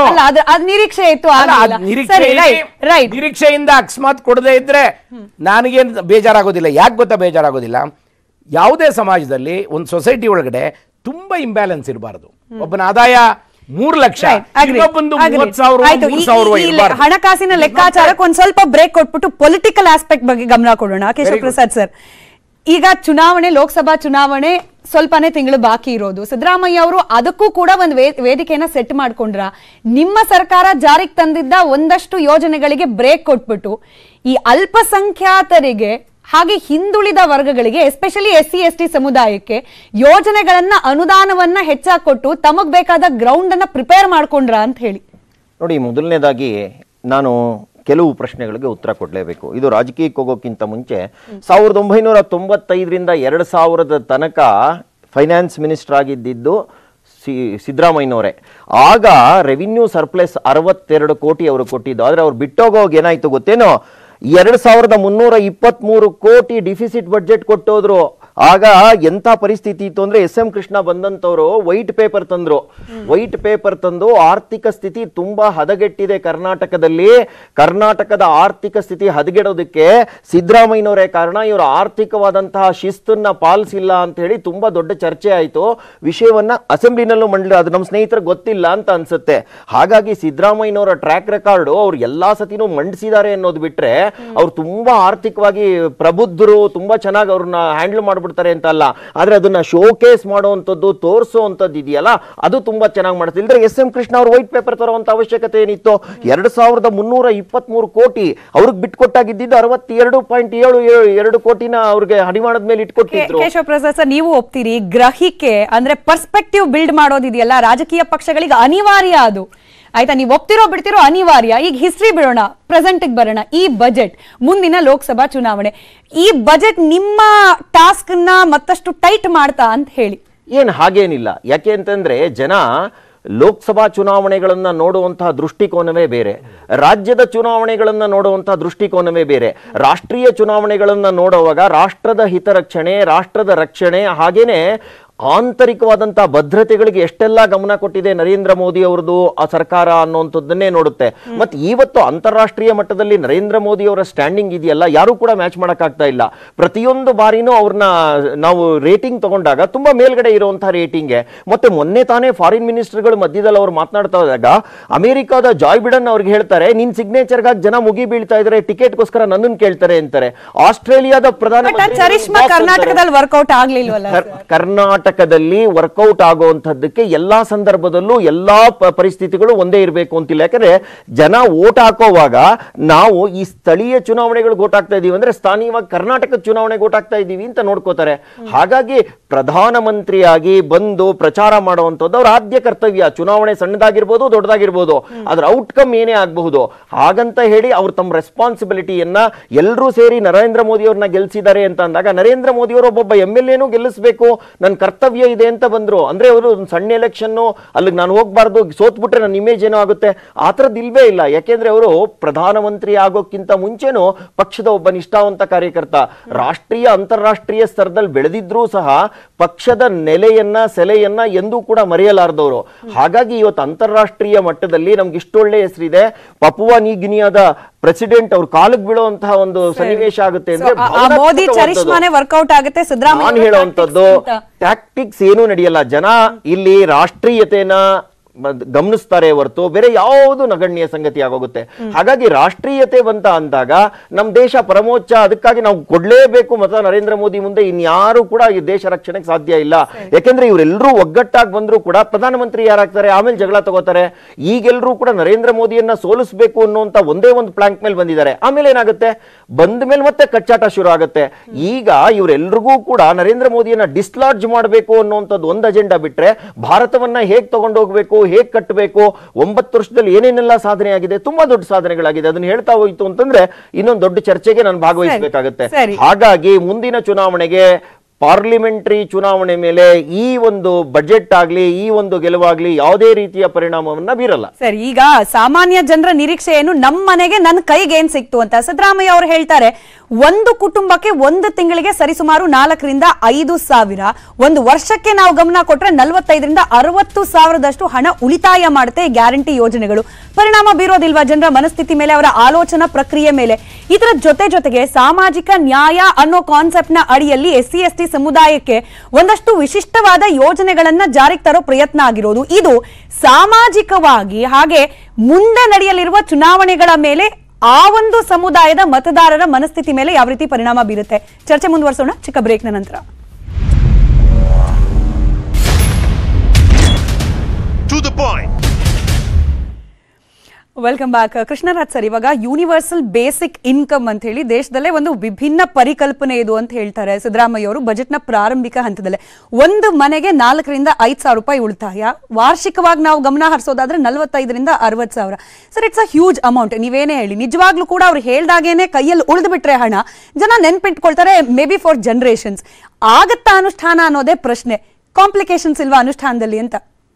ಇಲ್ಲ, ಅನುಷ್ಠಾನ ಸಕ್ಸಸ್ಫುಲ್ ಆಗಿ ಆಗುತ್ತೆ ಅಂತ ಅಂದ್ಕೊಂಡಿದ್ದೀನಿ. ಯಾಕಂತಂದರೆ ರಿಸೋರ್ಸಸ್ನೆಲ್ಲ ಆಲ್ರೆಡಿ ಮೊಬಿಲೈಸ್ ಮಾಡೋದಕ್ಕೆ ಏರ್ಪಾಡಾಗಿದೆ. ಜೊತೆಗೆ ಅದರೆಲ್ಲ ಅಲೋಕೇಶನು ಕೂಡ ಆಗಿದೆ. ಅದರಿಂದ ಇನ್ನೂ 2 ಸ್ಕೀಮ್ಸು ಏನಿದೆ ಅದನ್ನು ಅಂದರೆ ಟೆಕ್ನಿಕಲ್ ಆಗಿ ಅದನ್ನ ಇಂಪ್ಲಿಮೆಂಟ್ ಮಾಡೋದ್ರ ಬೇಕಾಗಿರೋದ್ರಿಂದ ಮಾಡ್ತಾರೆ ಅದನ್ನು. ಮತ್ತು ನೀವು DBT ಬಗ್ಗೆ ಹೇಳಿದ್ರಿ, ಮತ್ತು ಯೂನಿವರ್ಸಲ್ ಬೇಸಿಕ್ ಇನ್ಕಮ್ ಸ್ಕೀಮ್ ಅಂತ. ಇದನ್ನು ವರ್ಲ್ಡ್ ಬ್ಯಾಂಕ್ ಪ್ರೆಸಿಡೆಂಟು ಕೂಡ ಭಾರತದ ಇದು ಸೆಂಟ್ರಲ್ ಆಗಿರ್ಬೋದು ಅಥವಾ ಸ್ಟೇಟ್ ಗೌರ್ಮೆಂಟ್ ಆಗಿರ್ಬೋದು ಅಪ್ರಿಷಿಯೇಟ್ ಮಾಡಿದ್ದಾರೆ. ಸೊ ಇದು ಏನಾಗುತ್ತೆ ಅಂತಂದರೆ, ಇದು ಕೋವಿಡ್ ಆದ ನಂತರ ಕೆಲವೊಂದು ಡೆವಲಪ್ಮೆಂಟ್ಸ್ ಆಯಿತು ಆರ್ಥಿಕತೆಯಲ್ಲಿ. ಏನಂತಂದರೆ ಜನರು ಮೈಗ್ರೇಷನ್ ಏನಾಯಿತು, ಮೈಗ್ರೇಷನ್ ಔಟ್ ಮೈಗ್ರೇಷನ್ ಆಯಿತು, ಸಿಟಿಯಿಂದ ಎಲ್ಲ ವಾಪಸ್ ಹೋದರು, ಇನ್ಕಮ್ ಎಲ್ಲ ತುಂಬ ಲಾಸ್ ಆಯಿತು. MSMEಗೆ ಎಷ್ಟು ಲಾಸ್ ಆಯಿತು ಅಂತ ನಿಮ್ಗೆ ಗೊತ್ತಿದೆ. ಸೊ ಹೀಗಾದಾಗ ಏನಾಯಿತು, ಒಂದು ಜಾಬ್ ಸೆಕ್ಯೂರಿಟಿ ಅಥವಾ ಸೋಷಿಯಲ್ ಸೆಕ್ಯೂರಿಟಿ ಏನಿತ್ತು ಅದು ಡೆಸ್ಟ್ರಾಯ್ ಆಯಿತು ಕಂಟ್ರಿನಲ್ಲಿ. ಹೆಲ್ತ್ ಬಗ್ಗೆ ಭಾಳ ಕನ್ಸರ್ನ್ಸು ಜಾಸ್ತಿ ಆಯಿತು. ಇದು ಏನಾಯಿತು, ಈ ಒಂದು ಪರಿಸ್ಥಿತಿ ಏನಿತ್ತು, ಈ ಪರಿಸ್ಥಿತಿಯನ್ನು ಸರಿಯಾಗಿ ಅರ್ಥ ಮಾಡ್ಕೊಂಡವರು ಈ ಒಂದು ಕಾಂಗ್ರೆಸ್ ಗೌರ್ಮೆಂಟ್ ಅಂತ ನಾನು ಅಂದ್ಕೊಂಡಿದ್ದೀನಿ. ಯಾಕಂದರೆ ಅದನ್ನ ಏನು ಮಾಡಿದ್ರು, ಈಗ ಇನ್ಫ್ಲೇಷನ್ ಹೆಚ್ಚಾಯಿತು, ಮತ್ತು ಉದ್ಯೋಗ ಇಲ್ಲ ಜನರಿಗೆ. ಈ ರೀತಿ ಇದ್ದಂಥ ಪರಿಸ್ಥಿತಿನಲ್ಲಿ ಜೊತೆಗೆ ಆದಾಯದ ಅಸಮತೋಲನ ಏನಾಗ್ತಿದೆ, ತುಂಬ ಹೆಚ್ಚಾಗ್ತಾ ಹೋಯಿತು. ಸೊ ಇವುಗಳನ್ನು ಏನು ಮಾಡಿದ್ರು, ಇವರು ಮೊದಲಿಂದನೂ ಇವರು ಸೋಷಿಯಲ್ ಜಸ್ಟಿಸ್ ಮತ್ತು ಎಂಪವರ್ಮೆಂಟ್ ಮಾಡೋದ ದೃಷ್ಟಿಕೋನ ಇವ್ರದ್ದಿದೆ. ನಾನು ಮೊದಲೇ ಹೇಳ್ದಂಗೆ ಅದನ್ನು ಏನು ಮಾಡಿದ್ರು, ಈ ಒಂದು ಡೈರೆಕ್ಟ್ ಬೆನಿಫಿಟ್ ಸ್ಕೀಮನ್ನು ಕೊಡೋದ್ರ ಮೂಲಕ ಇವ್ರನ್ನ ಆದಾಯವನ್ನು ಹೆಚ್ಚಿಗೊಳಿಸ್ಬೇಕು, ಅವ್ರನ್ನ ಮುಖ್ಯವಾಹಿನಿಗೆ ತರಬೇಕು. ಜೊತೆಗೆ ಸಮತೋಲನ ಆರ್ಥಿಕ ಅಭಿವೃದ್ಧಿ ಅಥವಾ ಎಲ್ಲರನ್ನೂ ಒಳಗೊಂಡ ಆರ್ಥಿಕ ಅಭಿವೃದ್ಧಿ, ಇನ್ಕ್ಲೂಸಿವ್ ಡೆವಲಪ್ಮೆಂಟ್ ಅಂತ ಹೇಳ್ತೀವಿ, ಅದನ್ನು ಮಾಡೋದಕ್ಕೆ ಹೊರಟಾಗ ಈ ಮಾರ್ಕೆಟ್ ಎಕಾನಮಿ ಏನು ಮಾಡ್ತದೆ ಅಂತಂದರೆ, ಮಾರ್ಕೆಟ್ ಎಕಾನಮಿ ಮೇಲೆ ಗೌರ್ಮೆಂಟ್ ಕಂಟ್ರೋಲ್ ತುಂಬ ಕಡಿಮೆ. ಸೊ ಇತ್ತೀಚೆಗೆ ಬಂದಂಥ ಕೆಲವೊಂದು ಎಕನಾಮಿಸ್ಟು ಏನು ಹೇಳ್ತಾ ಇದ್ದಾರೆ ಅಂದರೆ, ಜೋಸೆಫ್ ಸ್ಟಿಗ್ಲಿಟ್ಸ್ ಇರ್ಬೋದು, ಥಾಮಸ್ ಪಿಕೆಟೆ ಇರ್ಬೋದು, ಇವರೆಲ್ಲ ಏನು ಹೇಳ್ತಾರೆ ಅಂತಂದರೆ, ಈ ಮಾರ್ಕೆಟ್ ಎಕಾನಮಿ ಅಥವಾ ಕ್ಯಾಪಿಟಲಿಸ್ಟ್ ಎಕಾನಮಿ ಬಂದಮೇಲೆ ಈ ಒಂದು ಆದಾಯದ ಅಸಮತೋಲನ ತುಂಬ ಹೆಚ್ಚಾಗ್ತಾ ಇದೆ. ರಿಚ್ ಮತ್ತು ಪೂರ್ ನಡುವೆ ಆದಾಯದ ಅಸಮತೋಲನ ತುಂಬ ಹೆಚ್ಚಾಗ್ತಾ ಇದೆ. ಇದನ್ನು ಬ್ರಿಡ್ಜ್ ಮಾಡೋದು ಹೇಗೆ ಅಂತಂದರೆ, ಗೌರ್ಮೆಂಟ್ಗಳು ಈ ಮಾರ್ಕೆಟ್ನ ಒಂದು ಪೊಲೀಸಿಂಗ್ ಮಾಡಬೇಕು ಅಥವಾ ಇಂಟರ್ವೆನ್ಷನ್ ಮಾಡಬೇಕು ಅಂತ ಹೇಳ್ತಾರೆ. ಬಟ್ ಇಂಟರ್ವೆನ್ಷನ್ ಮಾಡಿದ್ರೆ ಅವರು FDI ಎಲ್ಲ ಬರೋದಿಲ್ಲ, ಇದೆಲ್ಲ ಪ್ರಾಬ್ಲಮ್ ಆಗುತ್ತೆ. ಇಂಟ್ರೆಸ್ಟ್ ರೇಟ್ ಎಲ್ಲ ಜಾಸ್ತಿ ಮಾಡಿದ್ರೆ ಅವರೆಲ್ಲ ಕಡಿಮೆ ಇಂಟ್ರೆಸ್ಟ್ ರೇಟ್ ಜಾಸ್ತಿ ಮಾಡೋದ್ರಿಂದ ಅವೆಲ್ಲ ಪ್ರಾಬ್ಲಮ್ ಆಗುತ್ತೆ. ಅದರಿಂದ ಏನಾಗ್ತಾ ಇದೆ, ಸರ್ಕಾರಗಳು ಈ ಒಂದು ಬಡ ವರ್ಗ ಅಥವಾ ಒಂದು ಡೌನ್ ಟ್ರಾಡನ್ ಏನಿದ್ದಾರೆ ಅವ್ರನ್ನ ಈ ರೀತಿ ಸೋಷಿಯಲ್ ಸೆಕ್ಯೂರಿಟಿ ಸ್ಕೀಮ್ಸ್ ಮೂಲಕ ಅವ್ರನ್ನ ಪ್ರೊಟೆಕ್ಟ್ ಮಾಡಬೇಕಾಗುತ್ತೆ. ಸೊ ಈಗ ಆದಾಯದ ಅಸಮತೋಲನ ಹೆಚ್ಚಾಗಿದೆ. ನಮ್ಮದು HDI ಇಂಡೆಕ್ಸ್ ತಗೊಳ್ಳಿ, ಹ್ಯೂಮನ್ ಡೆವಲಪ್ಮೆಂಟ್ ಇಂಡೆಕ್ಸ್, ಭಾರತದ ಪರಿಸ್ಥಿತಿ ಇನ್ನೂ ದಿನೇ ದಿನೇ ಹದಗೆಡ್ತಾ ಇದೆ. ಪಾವರ್ಟಿ ಜಾಸ್ತಿ ಆಗ್ತಾಯಿದೆ, ಮಲ್ಟಿ ಡೈಮೆನ್ಷನಲ್ ಪಾವರ್ಟಿ ಜಾಸ್ತಿ ಆಗ್ತಾ ಇದೆ, ಮತ್ತೆ ಅನ್ಎಂಪ್ಲಾಯ್ಮೆಂಟ್ ತುಂಬಾ ಇದೆ. ಎಸ್ಪೆಷಲಿ ಲೇಬರ್ ಮಾರ್ಕೆಟ್ ಪಾರ್ಟಿಸಿಪೇಷನ್ ಅಲ್ಲಿ ಕರ್ನಾಟಕದಲ್ಲಿ ಕಂಪ್ಯಾರಿಟಿವ್ಲಿ ಕಮ್ಮಿ, ಬಟ್ ಸ್ಟಿಲ್ ವುಮೆನ್ ಪಾರ್ಟಿಸಿಪೇಷನ್ ತುಂಬ ಕಡಿಮೆ ಆಗ್ತಾ ಇದೆ ಆಫ್ಟರ್ ಕೋವಿಡ್.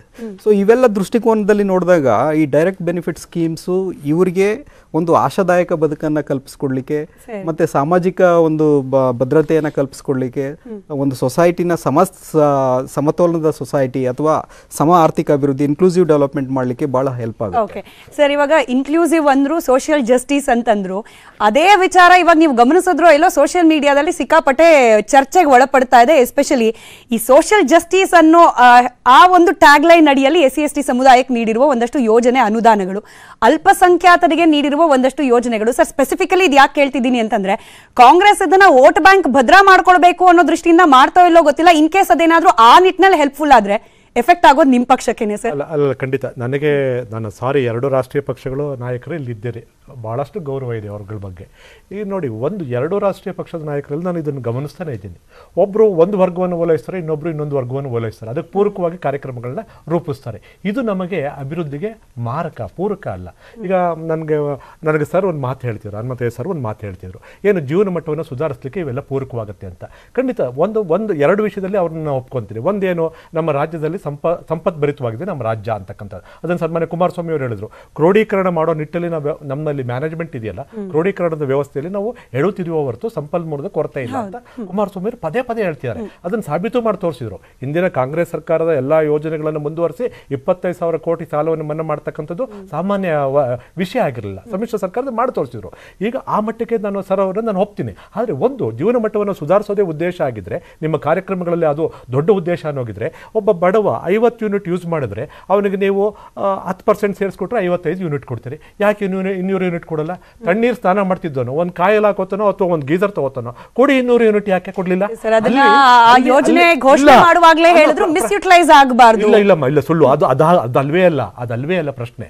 ನನಗೆ ಒಬ್ಬ ವ್ಯಕ್ತಿಯ ಜೀವನ ಮಟ್ಟವನ್ನು ಸುಧಾರಿಸಬೇಕು ಅನ್ನೋ ಉದ್ದೇಶ ನಿಮ್ಗಿದ್ರೆ ದಯವಿಟ್ಟು 200 ಯೂನಿಟ್ ಕೊಡಬೇಕಾಗಿತ್ತು. ಭರವಸೆ ಕೊಟ್ಟಿದ್ದು ಅದನ್ನೇ. ಮಾಡಿಫೈ ಮಾಡ್ತಿರೋದು ಯಾವಾಗ? ಇತ್ತೀಚೆಗೆ. ಯಾವ ಆತಂಕದಲ್ಲಿ ಮಾಡ್ತಿದ್ದೀರಿ? ಈ ಸತ್ಯವನ್ನು ನೀವು ಜನಕ್ಕೆ ಹೇಳ್ಬಿಡ್ಬೇಕಲ್ವಾ? ಹೇಳದೆ ದಯವಿಟ್ಟು ನಾನು ಹೇಳೋದು, ನೀವೇನಾದ್ರು ಮಾಡಿ, ರಾಜಕೀಯವಾಗಿ ಮಾಡ್ತಿರೋ, ನಿಮ್ಮ ಅನಿವಾರ್ಯತೆಯಲ್ಲಿ ಮಾಡ್ತಿರೋ, ಮತ್ತೊಂದಲ್ಲ, ಜನಗಳಿಗೆ ತಿಳಿಸಿ. ನೀವೇನು ಮೊದಲು ಮಾತಾಡಿರ್ತೀರೋ ಅದನ್ನು ಜಾರಿಗೆ ತೊಗೊಂಬನ್ನಿ. ಆಗಲಿಲ್ಲ ಅಂದರೆ ಯಾವ ಕಾರಣಕ್ಕೆ ಆಗ್ತಿಲ್ಲ ಅನ್ನೋದವ್ರು ಹೇಳಿ. ಹೇಳದೇನೆ ನೀವು ನಿಮ್ಮದೇ ಆದ ಒಂದು ವಿಚಾರಗಳನ್ನ ಇಟ್ಕೊಂಡು ಮನಸ್ಸಲ್ಲಿ ಇಟ್ಕೊಂಡು ಬೇರೊಂದು ಮಾಡ್ತಕ್ಕಂಥ ಸರಿ ಇಲ್ಲ. ಒಂದು. ಎರಡನೇ ವಿಷಯದಲ್ಲಿ ನನಗೆ ನನ್ನ ವಿಶ್ಲೇಷಕರ ಬಗ್ಗೆ ಒಂದು ನನಗೆ ವ್ಯತ್ಯಾಸಗಳಿದೆ. ನನಗೇನಪ್ಪ ಅಂತಂದರೆ, ನಾನು ಗೌರವಪೂರ್ವಕವಾಗಿ ಅವರಲ್ಲಿ ನಾನು ಸಬ್ಮಿಟ್ ಮಾಡ್ತಿದ್ದೀನಿ. ಒಂದು, ಈಗ ನಮ್ಮ ರಾಜ್ಯದ ಮೊನ್ನೆ ತಾನೇ ತಮ್ಮ ವಾಹಿನಿಯಲ್ಲೇ ನೋಡ್ತಿದ್ದೆ, ಯಾರೋ ಒಬ್ಬರು ತಾಯಿಯನ್ನೇ ಇಂಟರ್ವ್ಯೂ ಮಾಡಿದಂಥ ಮಾರ್ಕೆಟಲ್ಲಿ ಇಂಟ್ರೂ ಮಾಡ್ತಿದ್ರಿ. ಆ ತಾಯಿ ಹೇಳ್ತಾಳೆ, ಕಳೆದ ಒಂದು ವಾರದ ತಿಂಗಳಲ್ಲಿ ಅಂದರೆ ಬಹುಶಃ ಲಾಸ್ಟ್ ಮಂತ್ ಜೂನಲ್ಲಿ ಅಂತ ಕಾಣುತ್ತೆ, ತರಕಾರಿ ಒಂದು ವಾರಕ್ಕೆ ಬೇಕಾಗಿದ್ದು ಒಂದು 170 ರೂಪಾಯಿ ಕುಟುಂಬಕ್ಕೆ ಬೇಕಾಗಿತ್ತು. ಇವತ್ತು 400 ರೂಪಾಯಿ ಆಗ್ತಿದೆ. ದಯವಿಟ್ಟು ಅದ್ರ ಬಗ್ಗೆ ಗಮನ ಹರಿಸಿ. ನನ್ನ ಮಧ್ಯಮ ವರ್ಗದ ಬಗ್ಗೆ ಸರ್ ತುಂಬ ಹೇಳ್ತಿದ್ರಲ್ವಾ, ನಾವು ನಿಜವಾಗಿಯೂ ಹೊಡೆತ ತಿಂತಿರೋದು ಅಲ್ಲಿ. ಮಧ್ಯಮ ವರ್ಗ ಕೆಳಗಡೆ ಇಳಿಯೋಕ್ಕೂ ಆಗಲ್ಲ, ಮೇಲ್ಗಡೆ ಏರೋಕ್ಕೂ ಆಗಲ್ಲ, ಒದ್ದಾಡ್ತಾ ಇದೀವಿ ವಿಲಿ ವಿಲಿ ವಿಲಿ ಅಂತೇಳಿ. ಅದು ಆ ಒಂದು ಸೆಕ್ಟರ್ಸ್ಗೆ ಖಂಡಿತ ನೀವೇನಾದ್ರು ಮಾಡೋಗಿದ್ದೀರಿ, ಅದನ್ನು ಮಾಡಿಬಿಟ್ರೆ ಬಹುಶಃ ನಿಮ್ಮನ್ನು ಯಾವೊಂದು ಸಹಾಯನೂ ನಾವು ಕೇಳೋದೇ ಇಲ್ಲ. ಒಂದು ಬೆಲೆ ನಿಯಂತ್ರಣವನ್ನು ಮಾಡಿದ್ರೆ ಮಾಡ್ಲಿಕ್ಕೆ ಹೋಗೋದೇ ಇಲ್ಲ. ಯಾಕೆಂತಾರೆ ಈಗಾಗಲೇ ನಾನು ಹೇಳಿದೆ, ಎಲೆಕ್ಟ್ರಿಸಿಟಿ ಚಾರ್ಜಸ್ಸನ್ನು ಜಾಸ್ತಿ ಮಾಡೋದು ಒಂದು. ಅವ್ರ KRC ಬಗ್ಗೆ ನೀವು ಹೇಳ್ತೀರಿ, ಆದರೆ 9% ಟ್ಯಾಕ್ಸ್ ಹಾಕಿದ್ದು ನಿಮ್ಮದೇ ತಾನೇ. ಸೊ ಅದರಿಂದ ಏನಾಗುತ್ತೆ ಅಮ್ಮ, ಒಂದು ಎಕ್ಸಾಂಪಲ್ ನಿಮಗೆ ಕೊಡ್ತೀನಿ. ರೈಸ್ ಮಿಲ್ಗಳಲ್ಲಿ ಹಲ್ಲಿಂಗ್ ಮಾಡಬೇಕಾದ್ರೆ ಒಂದು ವೆಚ್ಚ ಇರ್ತಿತ್ತು, ಈಗ 40 ರೂಪಾಯಿಂದ ಅದು 100 ರೂಪಾಯಿಗೆ ಹೋಗಿದೆ. 100 ರೂಪಾಯಿಗೆ ಹೋಗಿದ್ರಿಂದ ಅಕ್ಕಿ ರೇಟ್ ಜಾಸ್ತಿ ಆಗುತ್ತೆ. ಹೇಗೇನು ಈ ವರ್ಗಕ್ಕೆ ತೊಂದರೆ? ಒಂದು ಕಡೆ ಕೊಡ್ತೀರಿ, ಇನ್ನೊಂದು ಕಡೆ ಕಿತ್ಕೊಂತೀರಿ, ಒಂದು ಕಡೆ ಕೊಡ್ತೀರಿ, ಇನ್ನೊಂದು ಕಡೆ ಕಿತ್ಕೊಂತೀರಿ. ಎಲ್ಲ ಹೊಡೆತಗಳು ಬೀಳ್ತಿರೋದು ಮಧ್ಯಮ ವರ್ಗ, ಬಡವರ್ಗ ಮತ್ತು ಇನ್ನೊಂದಕ್ಕೆ. ನಿಮಗೆ ಸೋಷಿಯಲ್ ಸ್ಕೀಮ್ ತರೋದ್ರ ಬಗ್ಗೆ ನಮ್ದು ಯಾರ್ದು ಅಭ್ಯಂತರ ಇಲ್ಲ. ಯಾರಿಗೆ ಧ್ವನಿ ಇಲ್ವೋ ಧ್ವನಿಯಾಗಿ, ಸರ್ಕಾರಗಳು ಧ್ವನಿ ಆಗಬೇಕು, ಅವನ್ನೆಲ್ಲ ನಾವು ಒಪ್ಕೊತೀವಿ. ಆದರೆ ನೀವು ಮಾಡ್ತಕ್ಕಂಥದ್ದೇನು, ಓಡ್ತಕ್ಕಂಥವನ್ನ ಸಮನಾಗಿ ಇನ್ನೊಬ್ಬನ್ನ ಅಲ್ಲಿ ಆ ಮಟ್ಟಕ್ಕೆ ಸ್ಪರ್ಧೆಗೆ ನೀವು ಹಣಿ ಮಾಡಿ ಅಂತ ಹೇಳ್ತೀವೋ ಹೊರತು, ಓಡೋನಿಗೆ ನೀವು ಗುಂಡು ಕಟ್ಬಿಟ್ರೆ ಗತಿ ಹೇಗೆ? ಓಡೋನಿಗೆ ಯಾವತ್ತು ಗುಂಡು ಕಟ್ಟತಕ್ಕಂಥ ಒಂದು ಆರ್ಥಿಕ ವ್ಯವಸ್ಥೆ ಬರಬಾರ್ದು. 100ಕ್ಕೆ 100 ಪಾಲು. ನಾನು ಇದನ್ನೆಲ್ಲ ಗಮನಿಸಿದಾಗ ನನಗೆ ಅನಿಸುತ್ತೆ, ಮಾನ್ಯ ಸಿದ್ದರಾಮಣ್ಣವರು 2 ದೃಷ್ಟಿ ಇಟ್ಕೊಂಡು ಇದನ್ನು ಮಾಡ್ತಿದ್ದಾರೆ. ಒಂದು, ಇಲ್ಲೇನು ಅಂತಹ ಏನೋ ಬಹಳಷ್ಟು ಬದಲಾವಣೆಗಳೇನು ನಂಗೆ ಕಾಣಿಸ್ತಿದ್ದಿಲ್ಲ. 100ಕ್ಕೆ 85% ಅಥವಾ 90% BJP ಮಾಡಿದಂಥದ್ದೇ ಇಲ್ಲಿರ್ತಕ್ಕಂಥದ್ದು. 3 ಸೆಕ್ಟರ್ ನೀವು ಚೇಂಜ್ ಮಾಡಿದ್ರಿ. ಸಮಾಜ ಕಲ್ಯಾಣ ಇವಾಗ ಹೇಳ್ತಿದ್ರಲ್ಲ, ಈಗ ನೀವು ಅವ್ರು ಕೊಟ್ಟಿರ್ತಕ್ಕಂಥದ್ದು 8 ಪೈಸಾ ಕೊಟ್ಟಿದ್ರು, ನೀವು 13 ಪೈಸಾ ಕೊಟ್ಟಿದ್ರಿ. ಅಷ್ಟೇ ವ್ಯತ್ಯಾಸಗಳು. ಬಟ್ ನೀವು ಪ್ರಚಾರ ತಗೊಳ್ತಕ್ಕಂಥದ್ದು ಇದೆಯಲ್ಲ, ಅದಕ್ಕೆ ಬೇರೆ ಉದ್ದೇಶ ಇದೆ. ಈಗ ಮುಂದಿನ ಚುನಾವಣೆ, ಲೋಕಲ್ ಬಾಡಿ ಚುನಾವಣೆ ಇದೆ, ನಂತರ ಮತ್ತೆ ಲೋಕಸಭೆ ಚುನಾವಣೆ ಇದೆ. ಚುನಾವಣೆಯ ದೃಷ್ಟಿಗೋಸ್ಕರ ಇದನ್ನು ಕ್ಯಾರಿ ಮಾಡಬೇಕು, ಈ ಒಂದು ಹೆಸರನ್ನು ಮುಂದುವರಿಸ್ಕೊಂಡು ಹೋಗಬೇಕು ಅಂತಕ್ಕಂಥದ್ದು ಒಂದಮ್ಮ. ಈಗ ನಮಗೆಲ್ಲ ಇಲ್ಲಿ ಏನಾಗಿದೆ, ಮಾರ್ಕೆಟಿಂಗ್ ಇದು ಏನು ಮ್ಯಾನೇಜ್ಮೆಂಟ್ ಮಾಡೋದಿದೆಯಲ್ಲ, ಅಥವಾ ಅದನ್ನು ಪೊಲೀಸಿಂಗ್ ಮಾಡೋದಿದೆಯಲ್ಲ, ಸಾಮಾನ್ಯವಾದ ವಿಷಯ ಅಂತೂ ಅಲ್ವೇ ಇಲ್ಲ. ಆದರೆ ಸರ್ಕಾರದ ಕೈಗಳಲ್ಲಿ ಹಲವಾರು ಅಧಿಕಾರಿಗಳು ಇರ್ತವೆ. ಅಧಿಕಾರಿಗಳನ್ನು ಬಳಸೋ ರೀತಿ ಇದೆಯಲ್ಲ, ಅದು ಮುಖ್ಯ ಮಾಡಬೇಕಾಗಿತ್ತು, ಅತಿ ಮುಖ್ಯವಾಗಿ ಮಾಡಬೇಕಾಗಿತ್ತು. ಅಲ್ಲಿ ವಿಫಲ ಆಗ್ತಿದೆ. ನಾನು ಪದೇ ಹೇಳ್ತಿದ್ದೀನಿ, ನನ್ನ ರಾಜ್ಯದ ಆದಾಯ ಇರ್ತಕ್ಕಂಥದ್ದು ಒಂದು ರೈತರಿಂದ, ಇನ್ನೊಂದು ಕೈಗಾರಿಕೆಗಳಿಂದ. ನೀವು ಕೈಗಾರಿಕೆಗಳನ್ನು ನೀವು ಇಷ್ಟೊಂದು ನೆಗ್ಲೆಕ್ಟ್. ಈ ಸಲ ಅಂತೂ ಅಮ್ಮ ಒಂದು ಆಶ್ಚರ್ಯ, ಇದನ್ನು ಸಾರಿ ಟು ಸೇ ಸರ್, ನಿಮ್ಮ ಗಮನಕ್ಕೆ ತರ್ತಿದ್ದೀನಿ. ಎಲ್ಲ ಸಲ ಬಜೆಟ್ ಮಾಡಬೇಕಾದ್ರೆ ನಿಮಗೆ ಗೊತ್ತೇ ಇದೆ, ಮಾನ್ಯ ಮುಖ್ಯಮಂತ್ರಿಗಳು ಎಲ್ಲ ಸೆಕ್ಟರಿಂದ ಆ ಪ್ರತಿನಿಧಿಗಳನ್ನ ಕರೆಸಿ ಚರ್ಚೆ ಮಾಡಿ ಬಜೆಟ್ ಮಾಡ್ತಾರೆ. It's only the first time in the history of Karnataka ಯಾವುದೇ ಸೆಕ್ಟರಿಂದ ಆಯಾ ವರ್ಗದ ಪ್ರತಿನಿಧಿಗಳನ್ನ ಕರೆದು ಮಾತಾಡಲಿಲ್ಲ. ಇಂಡಸ್ಟ್ರಿಯಲ್ ಸೆಕ್ಟರ್ಸ್ ಅವರಾಗವ್ರು ಬಂದು ತಮ್ಮ ಕಷ್ಟಗಳು ಹೇಳ್ಕೊಳ್ಳೋ ಪರಿಸ್ಥಿತಿ ಬತ್ತು ಹೊರತು FKCC ಅವ್ರನ್ನ ಕರೀಲಿಲ್ಲ, ಕಾಸಿ ಆದವ್ರನ್ನ ಕರೀಲಿಲ್ಲ. ಮತ್ತು ಹೇಗೆ ನೀವು ಮಾಡ್ತೀರಿ? ಅದಕ್ಕೆ ಈ ಥರದ್ದು ಹಾಗೆ ಸಮಸ್ಯೆ. MSMEಗಳಂತೂ ರಾಜ್ಯದಲ್ಲಿ ನಾವು ಉಳಿಸ್ಕೊಳ್ಳದೆ ಹೋದರೆ, ನನ್ನ ರಾಜ್ಯದಲ್ಲಿ ಉದ್ದಿಮೆದಾರರು ಇವತ್ತಿನ ದಿವಸ ಹೇಳ್ತೀರಲ್ವ ನೀವು, SC STಗಳು ಅವ್ರನ್ನ ಉದ್ದಿಮೆದಾರರು ಹೇಗೆ ಮಾಡ್ತೀರಿ? ಒನ್ ಟ್ರೈಮಿಸ್ಟರ್ ಆಗೋಗಿದೆ, ಉಳಿದಿರೋದು 8-9 ತಿಂಗಳು ಮತ್ತೊಂದು ಬಜೆಟ್ ಬರಲೇಬೇಕು, ಮತ್ತೊಂದಷ್ಟು ಮಾಡಿಫಿಕೇಶನ್ ಆಗಲೇಬೇಕು. ನೀವು ಅಭಿವೃದ್ಧಿಗೆ ಇವತ್ತು ನೀವು ಪಾಯ ಹಾಕಬೇಕು. ಅಭಿವೃದ್ಧಿ ಅನ್ನೋದಕ್ಕೆ ಇವತ್ತು ನೀವು ಅಡಿಪಾಯ ಹಾಕಿದ್ರೆ 4 ವರ್ಷ ಕ್ಯಾರಿ ಆಗುತ್ತೆ. ಇವತ್ತೇ ನೀವು ಪಾಯ ಹಾಕ್ಲಿಲ್ಲ ಅಂದ್ರೆ 2 ವರ್ಷ ಬಿಟ್ಕೊಂಡು ಹಾಕ್ತೀನಿ, 3 ವರ್ಷ ಬಿಟ್ಕೊಂಡು ಹಾಕ್ತೀನಿ ಅಂತಂದ್ರೆ ಎಲ್ಲಿರುತ್ತೆ ನಿಮ್ಗೆ ಅವಕಾಶ? ಮತ್ತೆ ಇವಾಗ ಅಲ್ಲಿ ಸರಿ ಹೇಳಿದಾಗೆ ನಾವು ಮುಂದಿನ ಪೀಳಿಗೆಗೆ ಏನ್ ಬಿಟ್ಟು ಹೋಗ್ತೀವಿ? ಇದು ನನ್ನ ಜವಾಬ್ದಾರಿ. ಇದು ಖಂಡಿತವಾಗಿಯೂ ಇಲ್ಲಿ ಎಲ್ಲೋ ಒಂದು ಕಡೆ ನನಗೆ ಈ ಒಂದು ಬಜೆಟು ಅಪೂರ್ಣವಾಗಿದೆ. ಹೆಸರನ್ನ ಅಥವಾ ನಾವು ಕೊಟ್ಟಿರ್ತಕ್ಕಂಥ ಭರವಸೆಗಳು 1-2 ಕೋಟಿ, ಒಂದು ಗ್ಯಾರಂಟಿ, ಇನ್ನೊಂದು ಕಡೆ ಭರವಸೆ. ಈಗ ಬರೀ ಗ್ಯಾರಂಟಿಗಳ ಬಗ್ಗೆ ಇಷ್ಟೊಂದು ಗೊಂದಲಗಳಿವೆ. ಇನ್ನು ಭರವಸೆ ಯಾವತ್ತು? OPC ತರಬೇಕು, ಓಲ್ಡ್ ಪೆನ್ಷನ್ ಸ್ಕೀಮ್ ತರಬೇಕು, 7th ಪೇ ಕಮಿಷನ್ ಕೊಡಬೇಕು, ಅಂಗನವಾಡಿ ಅವ್ರಿಗೆ ಕೊಡಬೇಕು, ಪೊಲೀಸ್ ಅವ್ರಿಗೆ 5,000 ಕೊಡಬೇಕು. ಮತ್ತೆ ಇದು ಆರಂಭ ಪ್ರಶ್ನೆ ಹೆಜ್ಜೆ ಹೆಜ್ಜೆಗೂ ನೀವು ಮಾಡ್ತಿರ್ತೀರಾ ಅನ್ನೋ ಸೂಚನೆ. ಸಮಯ ಇದೆ, budget is such a vast subject sir, ಸಮಯ ಸಾಕಾಗೋದಿಲ್ಲ. ಬಟ್ ಎನಿವೆ ಧನ್ಯವಾದ 4 ಜನಕ್ಕೂ ಕೂಡ. ಈಗ ಬಜೆಟ್ ಅಂತ ಕ್ವಿಕ್ ಆಗಿ ಹೇಳ್ಬಿಡ್ತೀನಿ ನೋಡಿ. ನಾನು ಹೇಳುವಂತದ್ದು ಇವ್ರು ಹೇಳುವಂತದ್ದು ರೀತಿಯಲ್ಲಿ ನಿರುದ್ಯೋಗ ಸಮಸ್ಯೆ ಇಲ್ಲ. ಕರ್ನಾಟಕದಲ್ಲಿರೋದು 2.42% ಅಷ್ಟೇ ಉದ್ಯೋಗ ಇರುವಂತದ್ದು. ಇಡೀ ಭಾರತದಲ್ಲಿ ಅತ್ಯಂತ ವೆಲ್ ಪ್ಲೇಸ್ಡ್ ನಾವು. ಮತ್ತೆ ಇನ್ನೊಂದೇನು ಅಂದ್ರೆ $20 ಬಿಲಿಯನ್ ನಮ್ಗೆ ಹರಿದು ಬಂದಿದೆ FDI ಗಳಿಂದ. ಮತ್ತೆ ಕೊನೆ ಬಜೆಟ್ ಮಂಡಿಸೋ ಕಮ್ಮಿ ಆಗಿದೆ ಅಂತ ಕೂಡ FDI ಅಲ್ಲಿ ಲೆಕ್ಕ ಕೊಟ್ರು. ಆದ್ರೆ ನಾನು ಹೇಳುವಂತದ್ದು 9 ಚಿಲ್ಲರೆ ಬಜೆಟ್ ಇದನ್ನ ಲಕ್ಷ ಕೋಟಿಗಳು ಹರಿದು ಬಂತು ನಮ್ಗೆ ಈ ಬಾರಿ. ಅಂದ್ರೆ ಎಲ್ಲಾ ಕಡೆನೂ ವಾತಾವರಣ ಹೇಗಾಗಿದೆ ಅಂತಂದ್ರೆ ಈಗ ಮೊದಲ ತರ ಎಂಪ್ಲಾಯ್ಮೆಂಟ್ ಇಂಡೆಕ್ಸ್ ಇಲ್ಲ, ಅದಕ್ಕೆ ಮಾನದಂಡ ಬೇರೆ ಐತೆ. ಔಟ್ಸೋರ್ಸಿಂಗ್ ಮಾಡ್ತೀವಿ ನಾವು, ತುಂಬಾ ಜನ ಇಟ್ಕೊಳ್ತೀವಿ. ಹಾಗಾಗಿ ಅದೇ ಮಾನದಂಡಗಳನ್ನ ಇಟ್ಕೊಂಡು ಅನ್ಎಂಪ್ಲಾಯ್ಮೆಂಟ್ ಇದೆ ಅಥವಾ ದುಡ್ಡು ಹರಿದು ಬರ್ತಾ ಇಲ್ಲ ಈ ರೀತಿ ಹೇಳ್ಬಾರ್ದು. ಎರಡು ವಿಷಯಗಳನ್ನ ಸಂಕ್ಷಿಪ್ತವಾಗಿ ಮಂಡಿಸ್ತೀನಿ. ಒಂದು, ಇನ್ಫ್ಲೇಷನ್ ಕೇವಲ ಕರ್ನಾಟಕದ ಸೀಮಿತ ಆಗಿಲ್ಲ, ಅದು ಮ್ಯಾಕ್ರೋ ಎಕನಾಮಿಕ್ ವೇರಿಯೇಬಲ್ಸ್ ಅದು ಡಿಟರ್ಮೈನ್ ಮಾಡೋದು. ಈಗ ಫರ್ಟಿಲೈಸರ್ ಜಾಸ್ತಿ ಆದ್ರೆ ಅದು ಪ್ರೈಸ್ ಜಾಸ್ತಿ ಆದ್ರೆ ಅದಾಗುತ್ತೆ, ಒಂದನೇದು. ಎರಡನೇದು, SC ST ಗಳಿಗೆ ಮತ್ತೆ ಇವ್ರಿಗೆ ಮಾತ್ರ ಕೊಡ್ತಾ ಇದಾರೆ ಅನ್ನೋದು ತಪ್ಪು. ಅದು ಇವತ್ತು ಮಾತ್ರ ಅನ್ಲಿಲ್ಲ, ಸ್ವಲ್ಪ ಫೇವರಿಸಂ ಸ್ವಲ್ಪ ಕಾಣಿಸ್ತೆ ಅನ್ನೋ ಪ್ರಶ್ನೆ ಇರಬಹುದು. ಈಗ ಯಾವ ಇಂಡಸ್ಟ್ರಿಗೆ ಸಬ್ಸಿಡಿ ಕೊಡ್ತಾ ಇಲ್ಲ, MSME ಕೊಡ್ತೀವಿ, ಲಾರ್ಜ್ ಸ್ಕೇಲ್ ಇಂಡಸ್ಟ್ರಿಗೂ ಕೊಡ್ತೀವಿ, ಎಲ್ರಿಗೂ ಸಬ್ಸಿಡಿ ಇದೆ. ಮತ್ತೆ ಈಗ SC ST ಮತ್ತೆ OBC-ಗಳಿಗೆ ನಾವು ಮೀಸಲಾತಿ ಅಂತ ಹೇಳ್ತೀವಿ. ಈಗ ಯಾರಿಗೂ ಮೀಸಲಾತಿ ಇಲ್ಲ, ಎಲ್ರಿಗೂ ಮೀಸಲಾತಿ ಇದೆ. ಎಲ್ರಿಗೂ ಸಮಾಜದಲ್ಲಿ ಯಾರ್ಯಾರಿದ್ದಾರೆ ಎಲ್ರಿಗೂ ಸೌಲಭ್ಯಗಳು ಹೋಗ್ತಾ ಇದೆ. ಅದರಿಂದ ಇವರ ಮಟ್ಟಕ್ಕೆ ತರಬೇಕು. ಆಯವ್ಯಯದ ಬಹುಮುಖ್ಯ ಘೋಷಣೆಗಳನ್ನು ನೋಡಿದ್ರೆ ನೀವು ಅಲ್ಪಸಂಖ್ಯಾತರಿಗೆ ಹೆಚ್ಚಳ ಕೊಟ್ಟು ಅವರನ್ನ ಅವ್ರ ಮತ ಪಡೆಯಕ್ಕೆ ಪ್ರಯತ್ನ ಮಾಡ್ತಿದ್ದಾರೆ ಅಂದ್ರಲ್ಲ, ಅದು ತಪ್ಪು ಅಭಿಪ್ರಾಯ. ಯಾಕೆ ಅವರ ಜನಸಂಖ್ಯೆ ಎಷ್ಟಿದೆ ಅದಕ್ಕೆ ಪೂರಕವಾದ ಬಜೆಟಿನ ಅನುದಾನ ಕೂಡ ಇರಬೇಕಲ್ಲ. ಅದನ್ನ ಮಾಡದೇ ಇದ್ರೆ ಬಜೆಟ್ ಕೇವಲ ಬೇರೆ, ಆದ್ರೆ ಓಲೈಕೆ ಮಾಡುವಂತ ಹೆಜ್ಜೆ ಪ್ರಶ್ನೆ ಮಾಡಕ್ ಇದೀರಿ. ಧನ್ಯವಾದ 4 ಜನಕ್ಕೂ ಕೂಡ. ಅನುಷ್ಠಾನದಲ್ಲಿರೋದು ಅಸಲಿ ಚಾಲೆಂಜ್. ಅನುಷ್ಠಾನ ಯಾವ ರೀತಿ ಆಗತ್ತೆ, ಇನ್ ಕೇಸ್ ಅನುಷ್ಠಾನದಲ್ಲಿ ಏನಾದ್ರೂ ವ್ಯತ್ಯಾಸ ಆದ್ರೆ ನೋ ಡೌಟ್ ವಿರೋಧ ಪಕ್ಷಗಳಿದ್ದಾರೆ, ಅದನ್ನ ಒಬ್ಜೆಕ್ಟ್ ಮಾಡ್ತಾರೆ. ನಾವು ಕೂಡ ವಿರೋಧ ಪಕ್ಷದವರ ಸ್ಥಾನದಲ್ಲಿ ನಿಂತು ಸರ್ಕಾರದ ಹೆಜ್ಜೆಯನ್ನ ಗಮನಿಸ್ತಾ ಇರ್ತೀವಿ ಅಂತ ಹೇಳ್ತಾ ಕಾರ್ಯಕ್ರಮ ಮುಗಿಸ್ತಾ ಇದ್ದೀನಿ. ನೋಡ್ತಾ ಇರಿ ನ್ಯೂಸ್ 18, ಜಾಲ ನಮ್ಮದು, ಬಲ ನಿಮ್ಮದು. ನನ್ನ ಪ್ರಶ್ನೆಯಿಂದ ತಪ್ಪಿಸ್ಕೊಂಡು